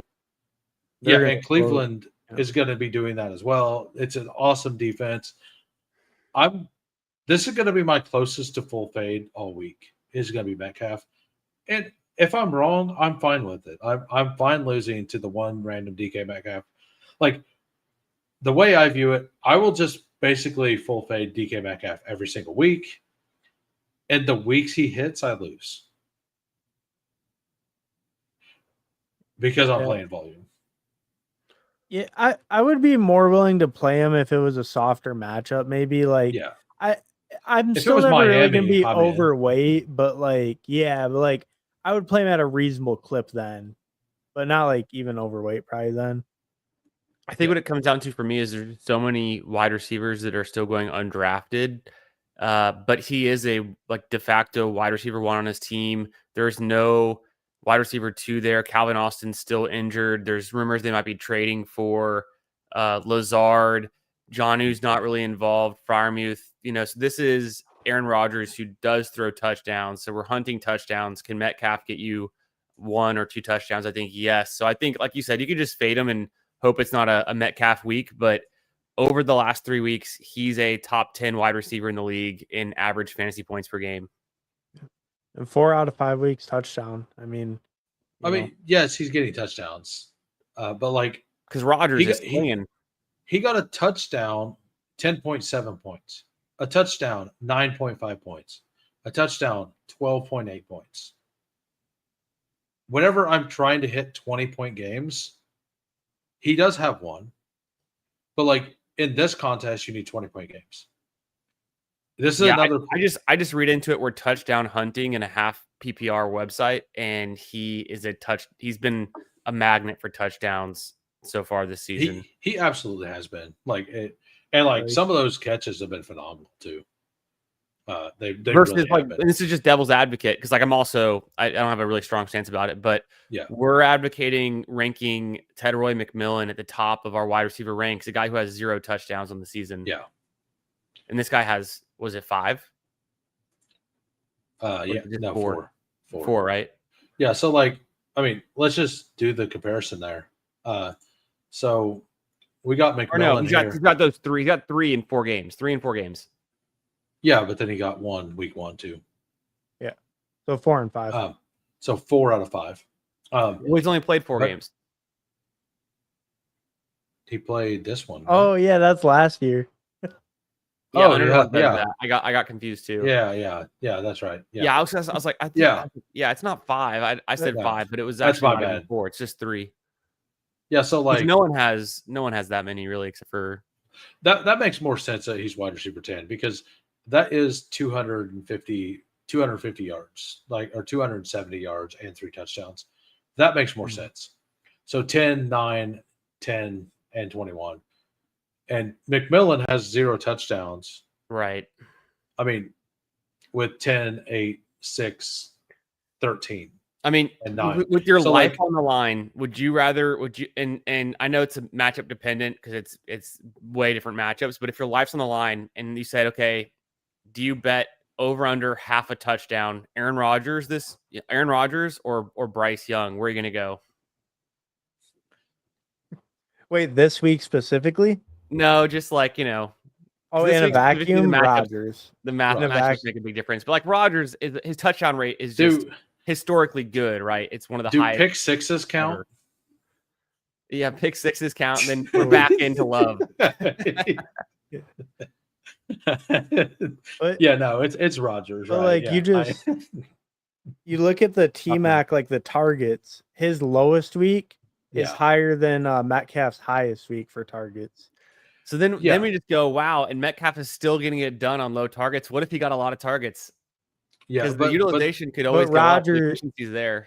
But Rodgers is never going to be there on his volume's never going to be there. Right. Yeah. I'm going to pivot real quick over here. Somebody asked if we have any pick'ems. I don't know if you guys want to follow this. I've not been hitting pick'ems, but this is the pick'em I'm running for Thursday Night Football. I don't pick. It was a 30% profit boost. I can't. So I did. I know, no judgment, but I don't. I forgot I told you this 2 years ago or 3 years ago. Underdog, someone let it slip. I don't know if it was during a podcast or if it was a publicly released something, but they're a private company, right? So they don't release their financial statements. But somebody let something slip 2 or 3 years ago that pick'ems were such a big profitable business for them. It's their most profitable by far business segment that they were just going to focus all of their attention on pick'ems. And essentially that's why draft games, which we've seen some improvements, but gets a little bit ignored. But I heard that and I was like, oh shit, pick'ems is just giving them money. If you just go do the math, it's bad. It's bad. It's worse than sports betting. Terrible. It's worse odds than just sports betting. But sports betting's illegal in Texas, so I could legally pick them, but I just know that so bad. Let's just look at it this way: a 2x, a two square pick 'em is a 3x bet. If I parlay, like number one, if I parlay it, I'm going to get better odds because it's going to double. Yeah, yeah. So right there, you're ahead. And if I add a third one, it goes to 6 instead of doubling again. Right? Like it gets worse and worse the longer you go. Yeah. And if you were to just take this bet and you bet on the player prop by itself and you bet on this player prop by itself, yes, you only get 2x, but you have a chance to break even too. Right? And in Pick'em, you have to hit both of them. The chances of hitting both of them on a 3x, like you have to hit both of these, which is 20, it's 50% and 50% multiplied out. That's 25%. So you're taking a 25% chance into a 3x every time. Like that is like, and let's say you're good at Pick'em, like you're good at hitting lines, and somebody who's good at hitting lines is like 60%. Like you're still like you have to be at about 60% to even break even on these. So that's where the math is. I do it because it's fun. Yeah. Not because it's good. It's just like that's where I'm at. The only ones I noticed where it feels like maybe I wish I kind of did more was the season long ones. Yeah. Like those are those are softer, but the problem was you're locking away your money for an entire NFL season, which is kind of how they get us in like, season long to begin with. But I think the whole argument against that is like, do you want to lock up your money on one of those bets for 6 months? This was a $5. I already did that, brother. I know, right? Ship has sailed. This is a $5 season long pick'em I made before the season. Oh, that's kind of fun. Jamar Chase, 1,300 yards. R.I.P. Oh, shit. These are not so fun. James Conner, 875. R.I.P. R.I.P. to all of these. Matthew Golden. Bro, these are all dead. Basically dead. Drake May over 500. Mahomes looks fine. Mahomes looks fine. McMillan's going to get that. Pearsall, dead, right? Like he's already not played a bunch. That's rough. Like this is my pick'em year. Wait, so it has to hit all of those? Oh yeah, it's for 100x. It's $5. Okay, I thought they were all individual. Okay, now I see it. Now I see it. Okay, yeah. This is not. Yeah, this is just fun to look at. It was just for fun, right? It's like extreme. Yeah. So like literally the Joe Burrow, like for my best ball bags, it was great, but I lost $5 here. I mean, guess what? I didn't care about that $5. I see. All right, so we're back over here. I think we're close to the draft. We gotta get to drafting. Oh yeah, we want to do that. The only other thing I was gonna mention was like, is Trey Tucker someone we should be drafting? Oh, Trey Tucker could be a good matchup. Romeo Dobbs in a really good matchup could be a fun pick. These are the ones already hit this season, but these are the ones I like.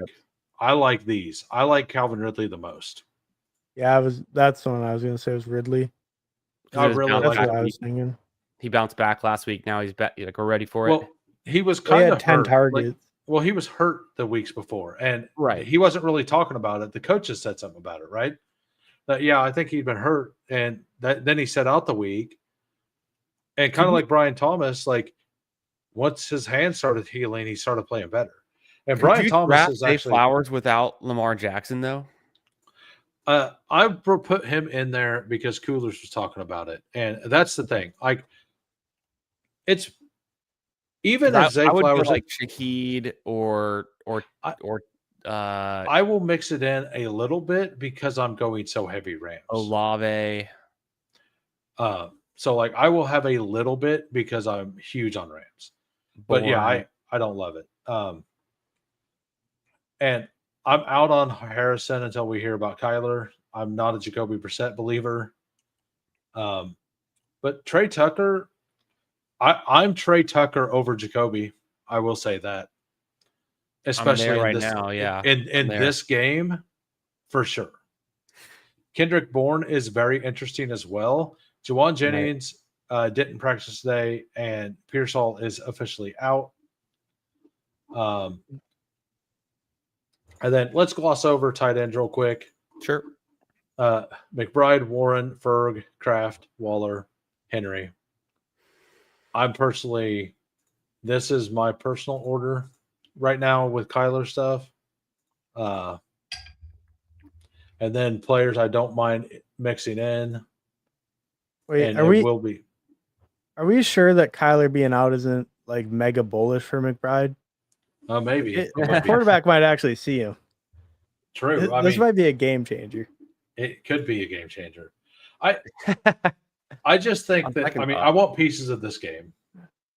Yeah. I want pieces of that, like Kraft a lot too. I think it's a good spot for Kraft. So whether he's the 101 tight end or 102, like I'm for it. Yeah, I think that Warren this week specifically is tight end 1. I kind of like Kraft. Like I think Kraft, Ferguson. Like I think all 4 of these top 4 are very interchangeable. Mm-hmm. I think you just kind of make a ranking. I think there's a clear drop off after the top 4. And I kind of think that there's a clear next 2 with Waller and Henry. The fact that Henry's ADP is 33.7 means I want more of it, because if he's only drafted like 70% of the time or 75% of the time, like I think that that's enough of a discount for a player I think has a great matchup that I want a little bit of it. Yeah. And I like Tonjes this week. I like Barner. I like Cade Otton. Are there any other of these scrolls that you guys like? Njoku. Taysom. What about Taysom Hill? 6 rushes for -1 yard. Is he and a pass? And a pass, right? And a pass. Yeah. Yeah. But usage. Some usage. I do think that if it wasn't against New England, I'd be interested. New England's rush defense is really good. That's true. Yeah. So I personally don't like it this week, and that means it's going to hit. So Fannin. Isaiah Likely is a fine possible scroll, maybe. Like, he is finally going to be back. They're going to be in a trailing game script. He's going to be super, super low owned. I don't think I'm there, but I would throw in Njoku. I'm not there either. You would throw, I like the Njoku as well. Well, it seems like Gabriel and him. I thought I clicked him. Did we have Mason Taylor in there? No, he's not in the slate. I keep going for Jets. Yeah. It's probably because it's still on Sunday. That's why it's like messing up. In my it's head, not like a different day. Oh, I know. I've been drafting Primetime Palooza, so like I know he's not in the slate, but I'm like, what about this Mason Taylor guy? He's kind of intriguing. So I kind of like what Hartman was saying last week, and I think we just do the dog bowl. And oh yeah, Hartman, what place did we get? Oh man. So let's see.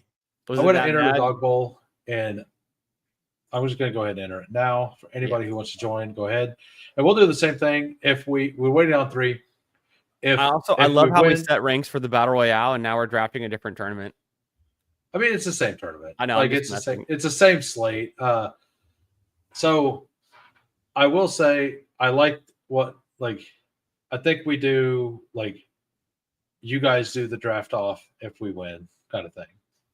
I think that makes sense. And on my stream earlier, I said I really like doing that. But when Candyman hosts it and does it, is he going to be able to do that, or will his wife make him not do that? I don't. Oh no, I think we'll have a definite boys weekend. In Kansas City. I felt like that would be the case, but I didn't want to say that. I think that this would be a fun way to do it. For sure. Hopefully this fills. So this is a dog bowl for anybody who wants to join. It's not a great ROI tournament, but it is $25. First prize is $10,000. First through third gets $10,000, and then fourth is $1,000, and it's pretty mediocre after that. But the real thing is you get a trip to Kansas City. You get 1 ticket with it, and I think first prize is $200,000. I thought so, right? In the live final. The fact that you have to, take God. So I At this rate, we it, might as well too. just win 2 tickets, and then we can all 3 go, and then we have to figure out like who else deserves to come with us, as our 4th. So that's the real question: who's going to be our 4th? Yeah, we're gonna win 2 tickets, or we're gonna win 2 different times. How funny would it be if we keep it up? Like, let's say next week you guys win, right? We'll just say this week we win. Yes, this week we win. We're And drafting the then winner. you guys draft next week, and on head to head, And one of them wins. Is that going to be like? Let's say that Candyman wins. Is Candyman forced to bring Hartman? Or does Candyman get 2 seats? I Like, think because Candyman could then give me the other seat and then leave Hartman out.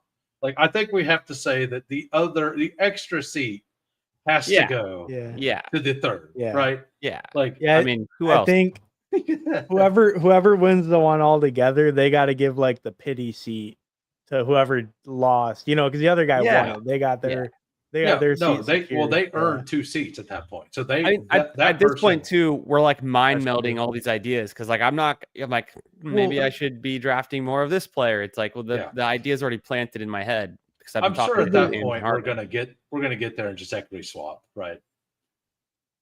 Yeah. Well, yeah, that's what I'm saying. Like, like we wouldn't do it like I don't think in the sense of like the winner next week is like splitting the money, right? It'd just be who like goes. Well, right. But right. Oh, that's another added element to it. Well, so then the first winner is screwed. So the first winner is screwed. So imagine this. Okay.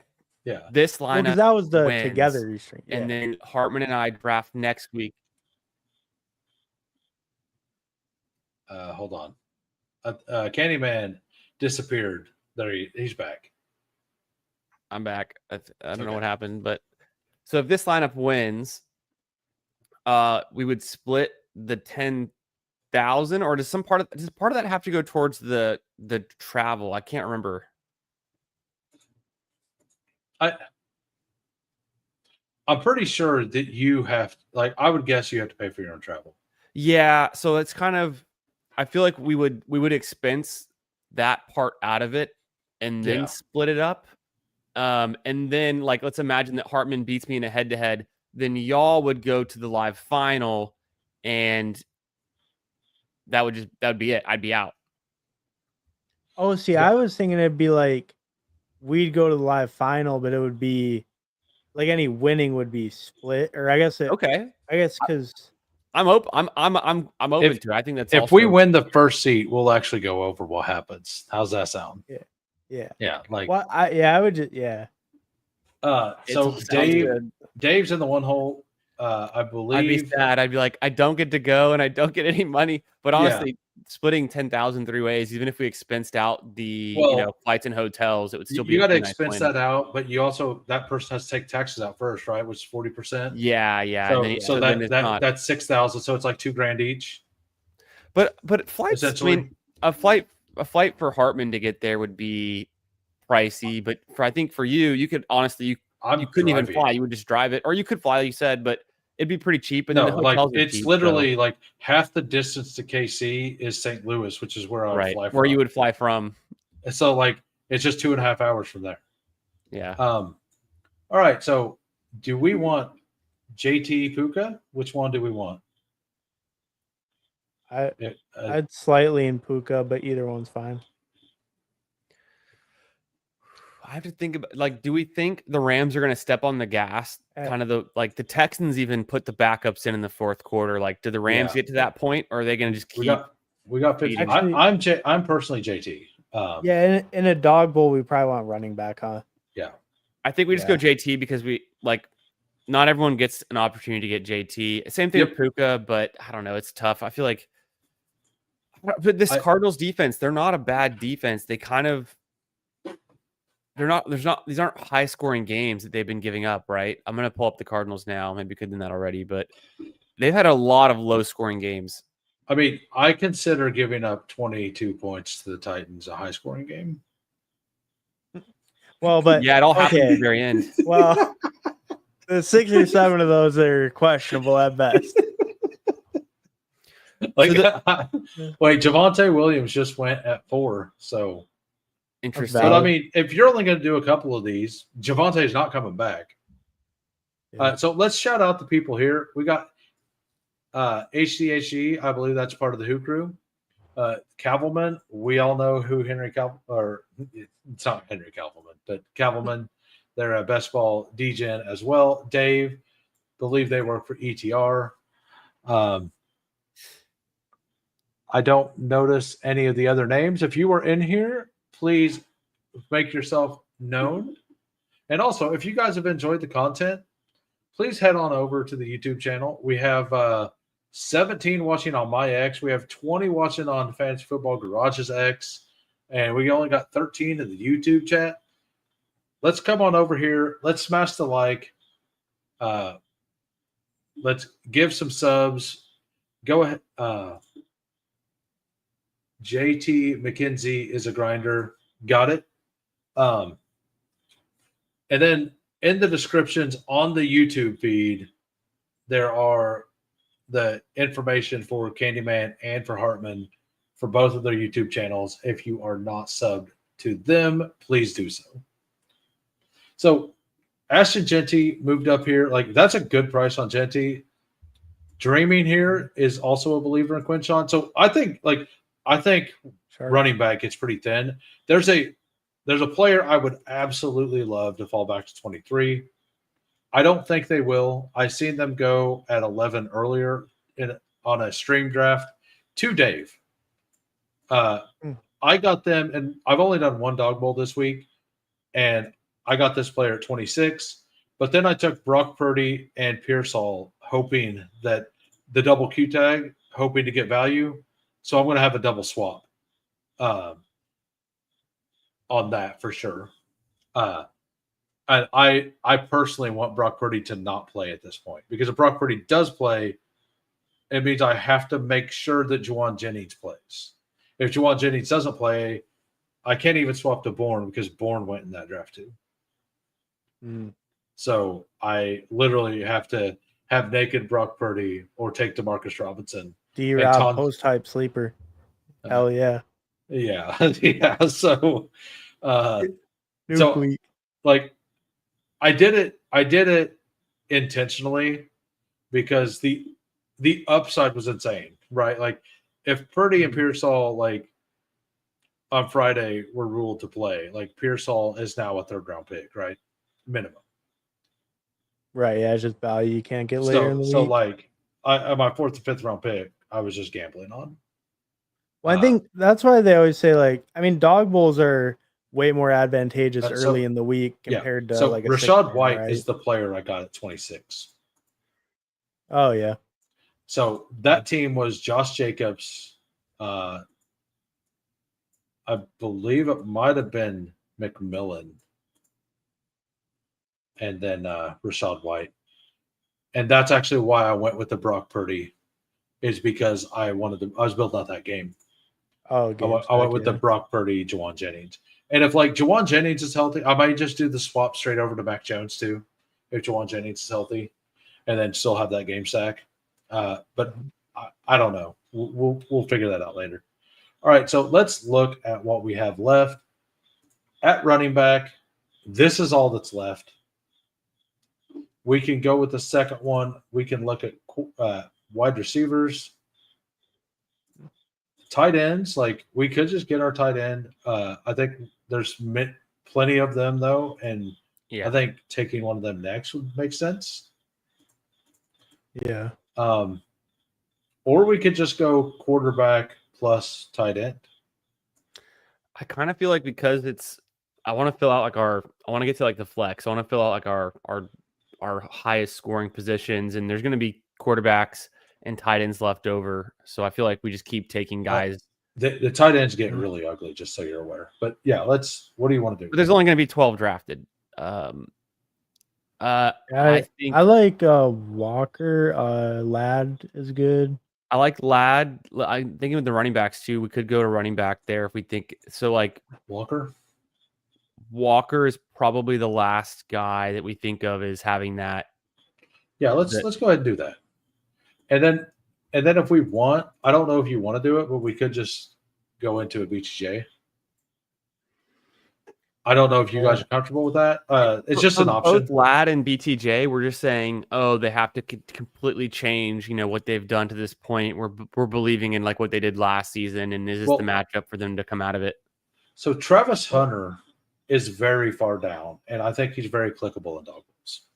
So if we want to build that out, we could go that route as well. I kind of like getting the tight end here, personally. Like, let's look. I think Ferguson or Kraft is where I would lean if we're going to go tight end. I just between one of those two, and then Ferguson has one of the higher scoring matchups of the week. Hartman.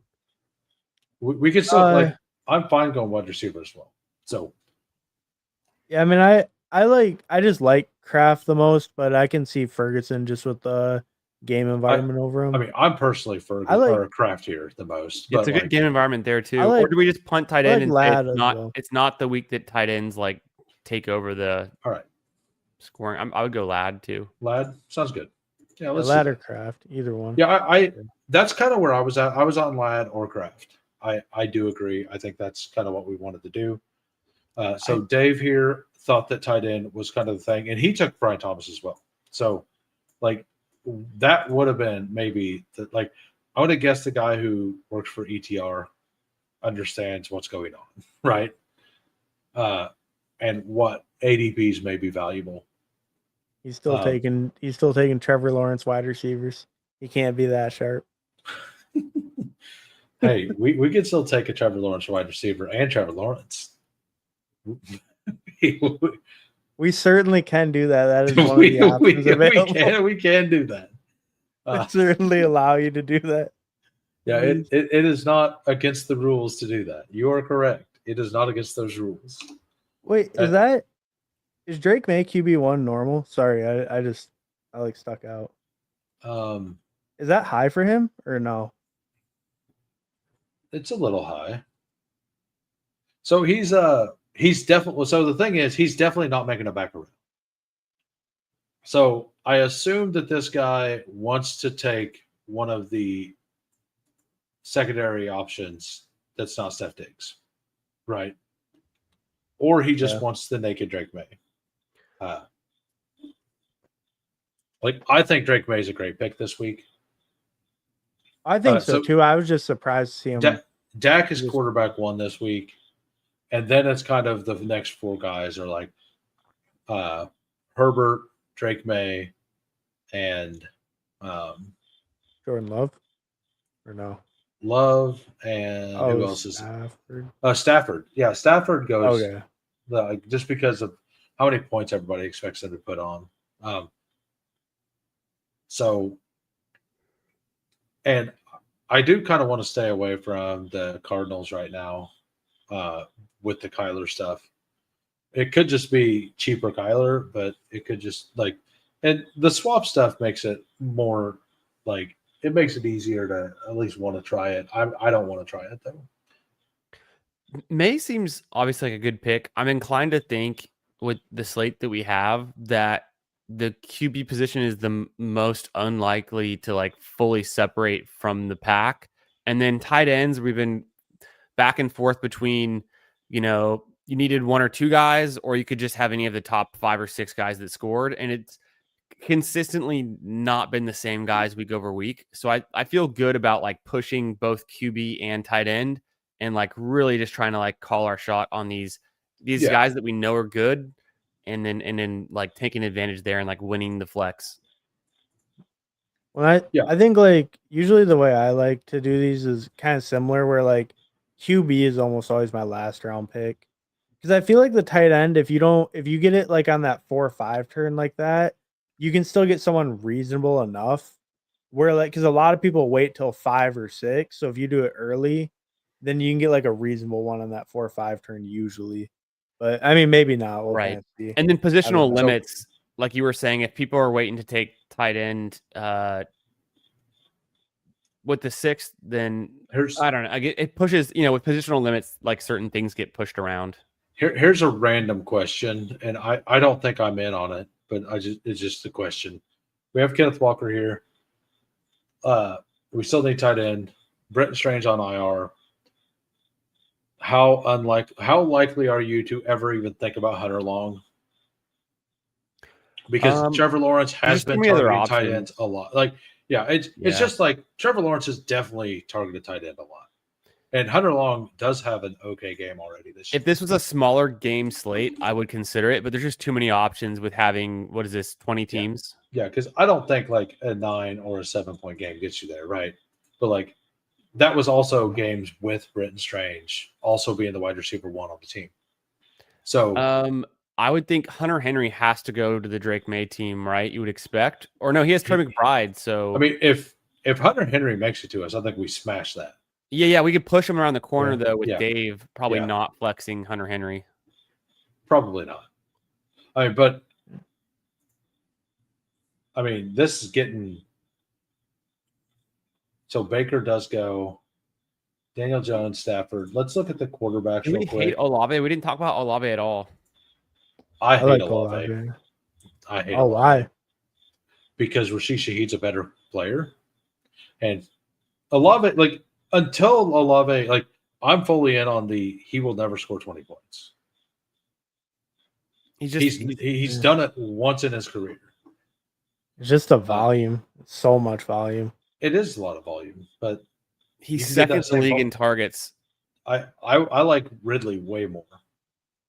I'm fine with Ridley. I actually like that. For this week specifically. So we could take him. Hunter Henry did go. So Tongus. I like Barner, Tongus a lot. So I would say maybe we just push tight end. Let's go ahead and take a skill position here. I'm not so in on Ridley, but if you guys want to go for him because of what happened last week, I can't trust the Titans, and I don't even think 5 seconds. What do you want? Tongus? Yeah, Tongus good. Yeah. Okay. I like Tongus a lot this week. I do too. He's been good. I do too. But at the same time, Barner's been good. Okay, so what wide receiver or QB do we want? What are we thinking of? If we go Calvin Ridley, that's it on our QB options. Yes. So should we take Herbert first? Herbert's long gone. Herbert went a long time ago. That's what I thought. So then that means if we take Calvin Ridley, we have to take Cam Ward. Oh, we could just take a next quarterback. Yeah, we could. Dimes went. I was gonna say we could just grab Dimes. Who are the other wide receivers we could get? Golden, Shaheed. Golden's not stacked either. Travis Hunter. Do we do Bourne and then double stack Mac Jones? No, I don't know. We could do Lamb. Ridley, I'm fine with it. I just think it's let's just do Lamb if you want. Yeah, late swap it to a stack. There we go. So I've got a. Actually, I don't. That was probably really bad because I have to late swap my other team too. But it may end up being. Is Dak already gone? Obviously. Oh yeah. Dak's Dak's supposed to be QB1. Right. So then. So it's all good. Don't worry, we're about to cook. We can take Mac Jones with Tongus. Perfect. And then we can swap to Kendrick Bourne. We would take Purdy and then swap to Mac Jones. Oh yeah, fair enough. So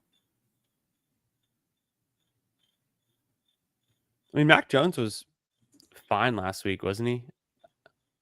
Well, he's off the injury report. He was, but if you take Mac Jones and Brock Purdy plays, you're just screwed. Oh yeah. No, I was just saying it wrong. Yeah, just because that's what we're up against now. So what would you guys be like? So how out on a swap to Jalen Coker would you guys be? If Tolbert Coker plays? No, Jalen Coker. If Jalen Coker plays. I was like, not Tolbert, but Coker, probably not his first week back. The quad seemed pretty bad to send him to IR, so I have to see it first, I think. Well, I mean, I feel like if we were doing the Niners thing, it'd be Kendrick Bourne, right? Especially if Juwan's out.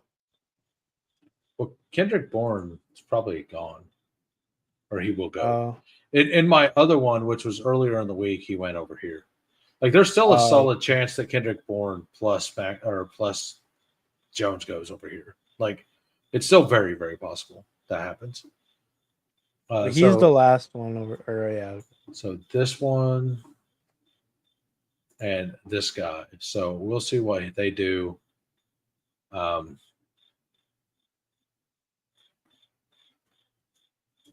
don't know what quarterbacks are left. Kyler. I mean, there's nothing wrong with like a naked Sam. Honestly, Sam Darnold, Kenneth Walker would be not the worst, right?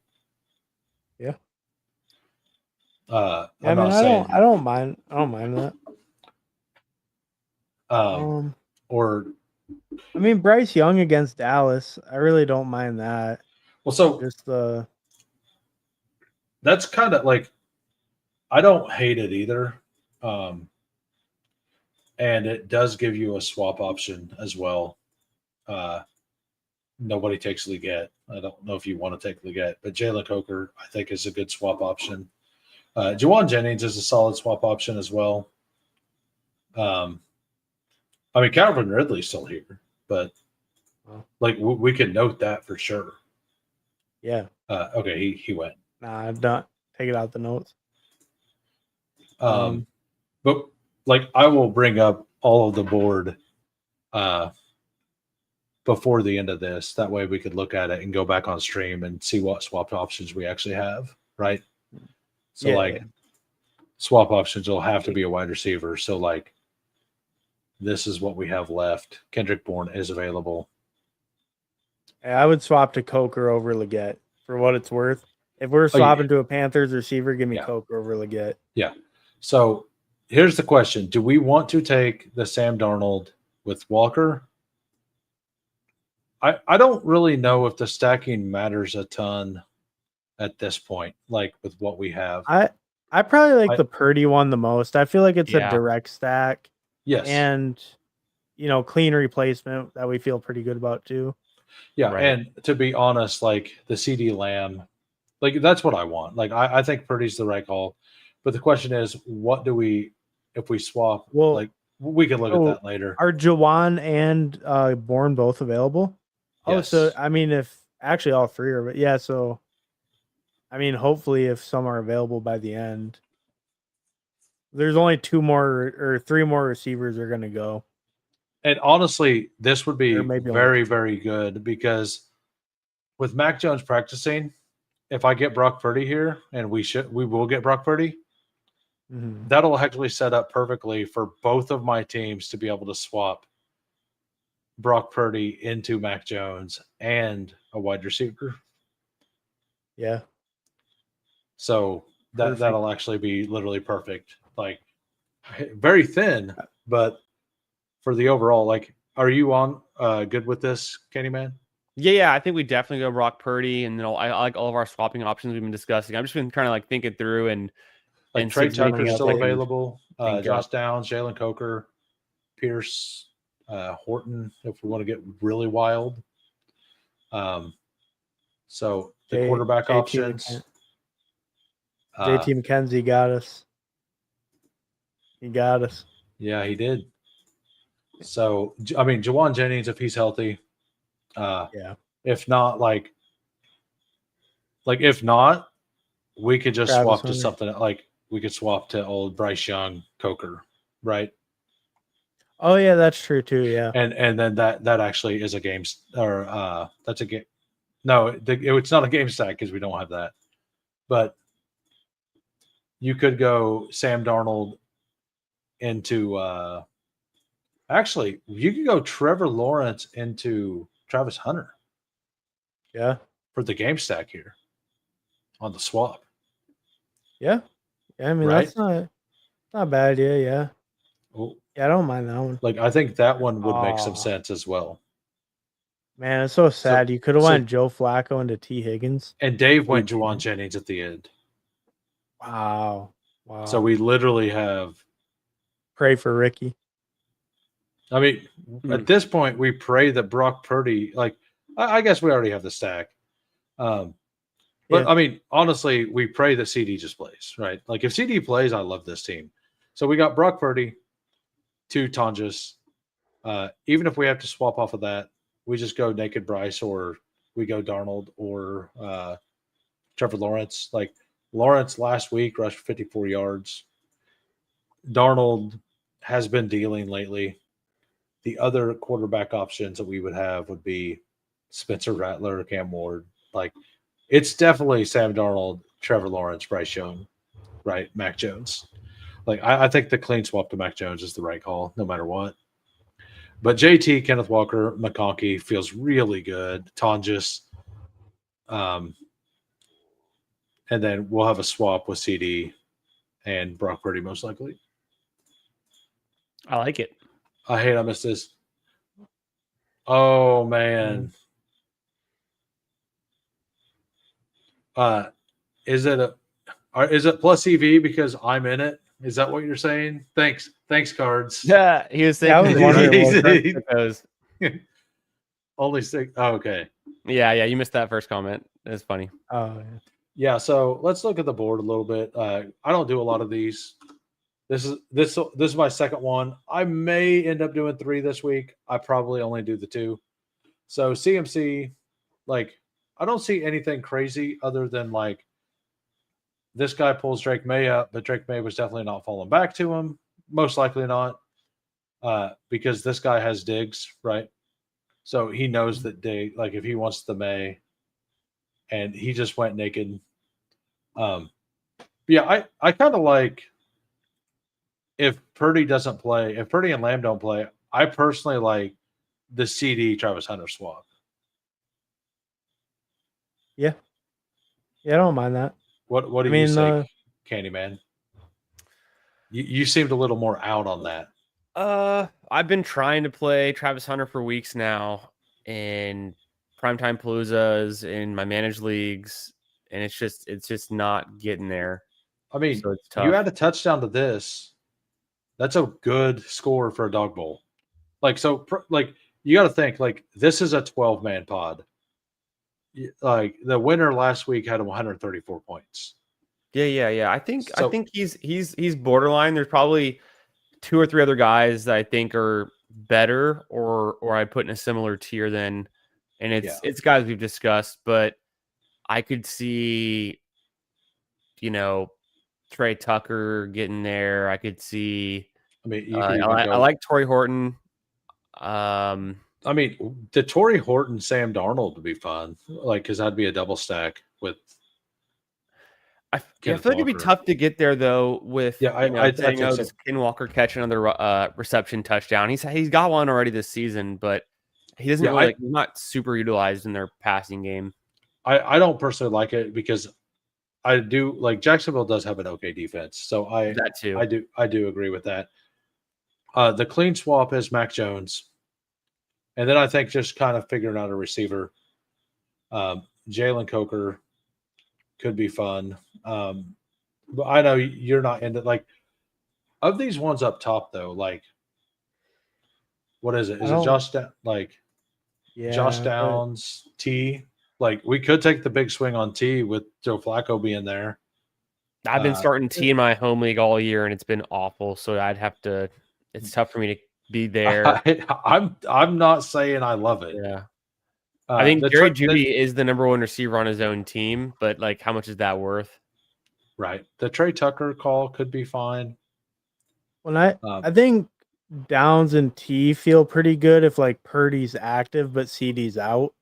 We still have the Purdy in the lineup, but we can't stack it. So Leggett is available. And same thing with Tucker. I'm just looking at that for my other team. Because if he'd went, it'd be a clean swap on my other team. Not that I like him. Do you think there's really much of a risk? Does Leggett go in these? No, he doesn't even have an ADP.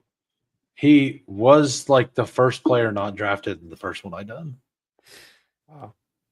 So I guess Underdog ranked him high.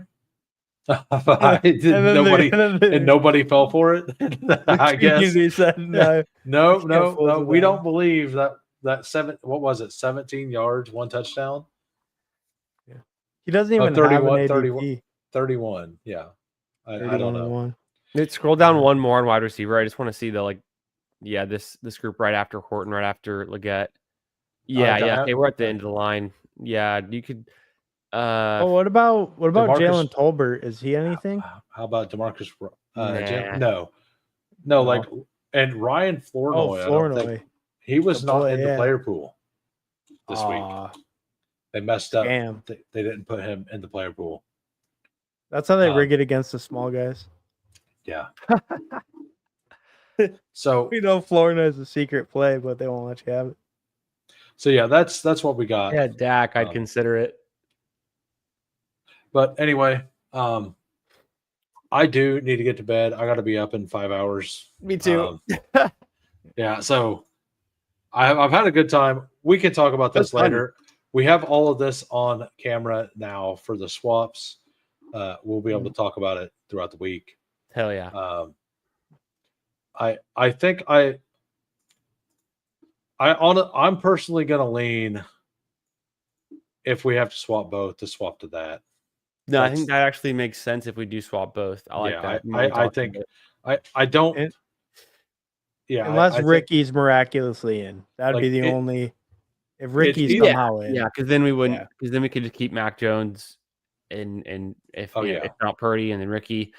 And the other piece of that would be if we had to swap both. I still think it's Trevor Lawrence, Hunter is our top pick, but then couldn't we go Darnold and Horton? Or no, we don't want to do that with Ken Walker. So here's the other thing. So this player right here, the Q tag, they're going to get the swap option first.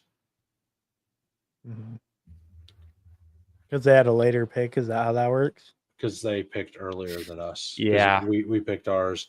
So the way it works is in round 1, if I take a Q tag at 1 and this guy takes one at 12, it's by round but reverse order. So like it's 12 to 1 and then 24 to 13. And then it's reverse order all the way down. So like if everyone in the first round took a Q tag player, the guy at 1 has the lowest priority. Correct. Yeah, at 101. And then if the guy at the 1 hole takes it in the second round, they have top priority of the second round. Wow. That's so weird. So yeah, it's reverse order. So like we literally have the worst priority there possible. And Kyler Murray also is going to have a Q tag, right? So we may literally just get stuck to Mac Jones. And like we don't know what the other people are going to do. So depending on, because like let's expect CeeDee Lamb is out, and then let's expect, we don't know with Brock Purdy, but we're assuming most scenarios we have to replace the wide receiver. And then some scenarios we have to replace the QB. But if we do, other people will also replace their QB, in which case we might just stick with Mac Jones, and no one's going to take Mac Jones, we hope. Yeah, like I think I personally find ordering it Travis Hunter 1 and or Trevor Lawrence 1 at quarterback. And then Travis Hunter and then Mac Jones. And then if we just get Travis Hunter with Ladd, that's fine. And then Mac Jones with Tonjes, that's fine to me. No. Yeah. Do you prefer Mac Jones or T-Law straight up? Like if you have Travis Hunter? Because we have Tonjes, so we still have a stack. Well, I don't know where the Q tags are at wide receiver here. Because it's us, right? It's literally just us. Let's say either way we get Travis Hunter. Because we got to prepare for like our third option at QB being the guy we get. Yeah. So like, let's say Travis Hunter is the top receiver. Well, do you prefer having T-Law with them or Mac Jones with Tongas, even if we have Hunter on the team? Because I I mean, I think the Seattle matchup is like, Seattle matchup's like pretty tough, right? Compared to Tampa Bay. It's a better game. We would have the whole game stack. Yeah, Tampa Bay does seem like That's a nice target versus Seattle. Well, so I mean, we could just watch the injury report that morning. If Devin Witherspoon's out for Seattle, I like Cheadlaw. I guess both totals are, pretty similar Yeah. too. Yeah, so like, and we could always just take Sam Darnold as well. Like, we could just take Sam Darnold with the Kenneth Walker and Travis Hunter as well. Like all three options kind of work for us. And like Bryce Young, naked's whatever, right? Because three of these people, and we have the lowest priority of the Q tags. So like we're gonna get whatever's left over. Sounds good to me. Yeah. And then at wide receiver, like I don't think anybody else has a Q tag. At least not yet. QJ, Ridley. Someone will pop up, but Godwin does, but we will have the first option there. Juwan Jennings, but we get ahead of that. So all the very end of the last round, guys. Yeah, Jennings, Godwin, like these guys did it for leverage, right? Right. So I like it. I think we have some options. We got a fun squad. Imagine if no one's out this week and we get a back to strength CeeDee Lamb, and then that's like. Yeah, I mean, honestly, if Purdy misses and CeeDee Lamb plays, like we feel really good about this. Like, and if that happens, like I think we just put Mac Jones 1, right? Yeah, for sure. So, all right, guys, thanks for coming in. Go ahead and give yourself plugs. Sure. Tomorrow night's Thursday Night Football, so I'm gonna kick back, relax, and enjoy it. And then I've got a live stream planned for Friday night just to get into more of the weekend stuff. That's it. I'm gonna try to do a stream on Friday during the day. Nice. Do some third quarter. I'm gonna hop in the third quarter now that I know Resurrection's officially dead. Yeah. There is no resurrection. The resurrection never occurred. My teams are always dead. They were never coming back. Dude, I had 20%. So I'm pretty upset about the whole second quarter stuff because I had 20% Rico Dowdle, but I had 52% Kavontae Turpin. The role that Turpin was going to have was a Ryan Flournoy role, who went for 110 and a touchdown last week for just 19 points. If he would have played, he gets at least 3/4 of those points, right? Probably more. Yeah. Probably more. I mean, maybe 3x. Yeah. Process over results. You hate to see it. Yeah, the process was there. I was right. He got injured in the game in the fourth quarter, like after the contest was closed. Like I should have had basically 20, probably 30% advance rate. I missed 3 teams by less than 2 points as well advancing. I only ended up with 3 of 30 to advance. I missed 3 teams by 2 points, and I was a touchdown away from 9 other teams. So that one mix would have put me to 12 of my 30 teams. If Turpin was healthy, basically. R.I.P. Yeah, but it's a game we play. You know, you don't have to play it. I just chose to play it. And it was painful. I'm looking forward to this dog bowl team. I think the more I look at it, I'm like, I mean, if you showed me this team preseason, I would have been way, way in. So yeah, let's hope some things come together, and I think we got a good team here. Yeah, except for Tongas, who the fuck is that guy? But other than that, he's what George Kittle wishes he was. Yeah, exactly. He's the new George Kittle. Hell yeah, brother. Yeah. All right. Peace, everybody. Have a great night. All right. Peace.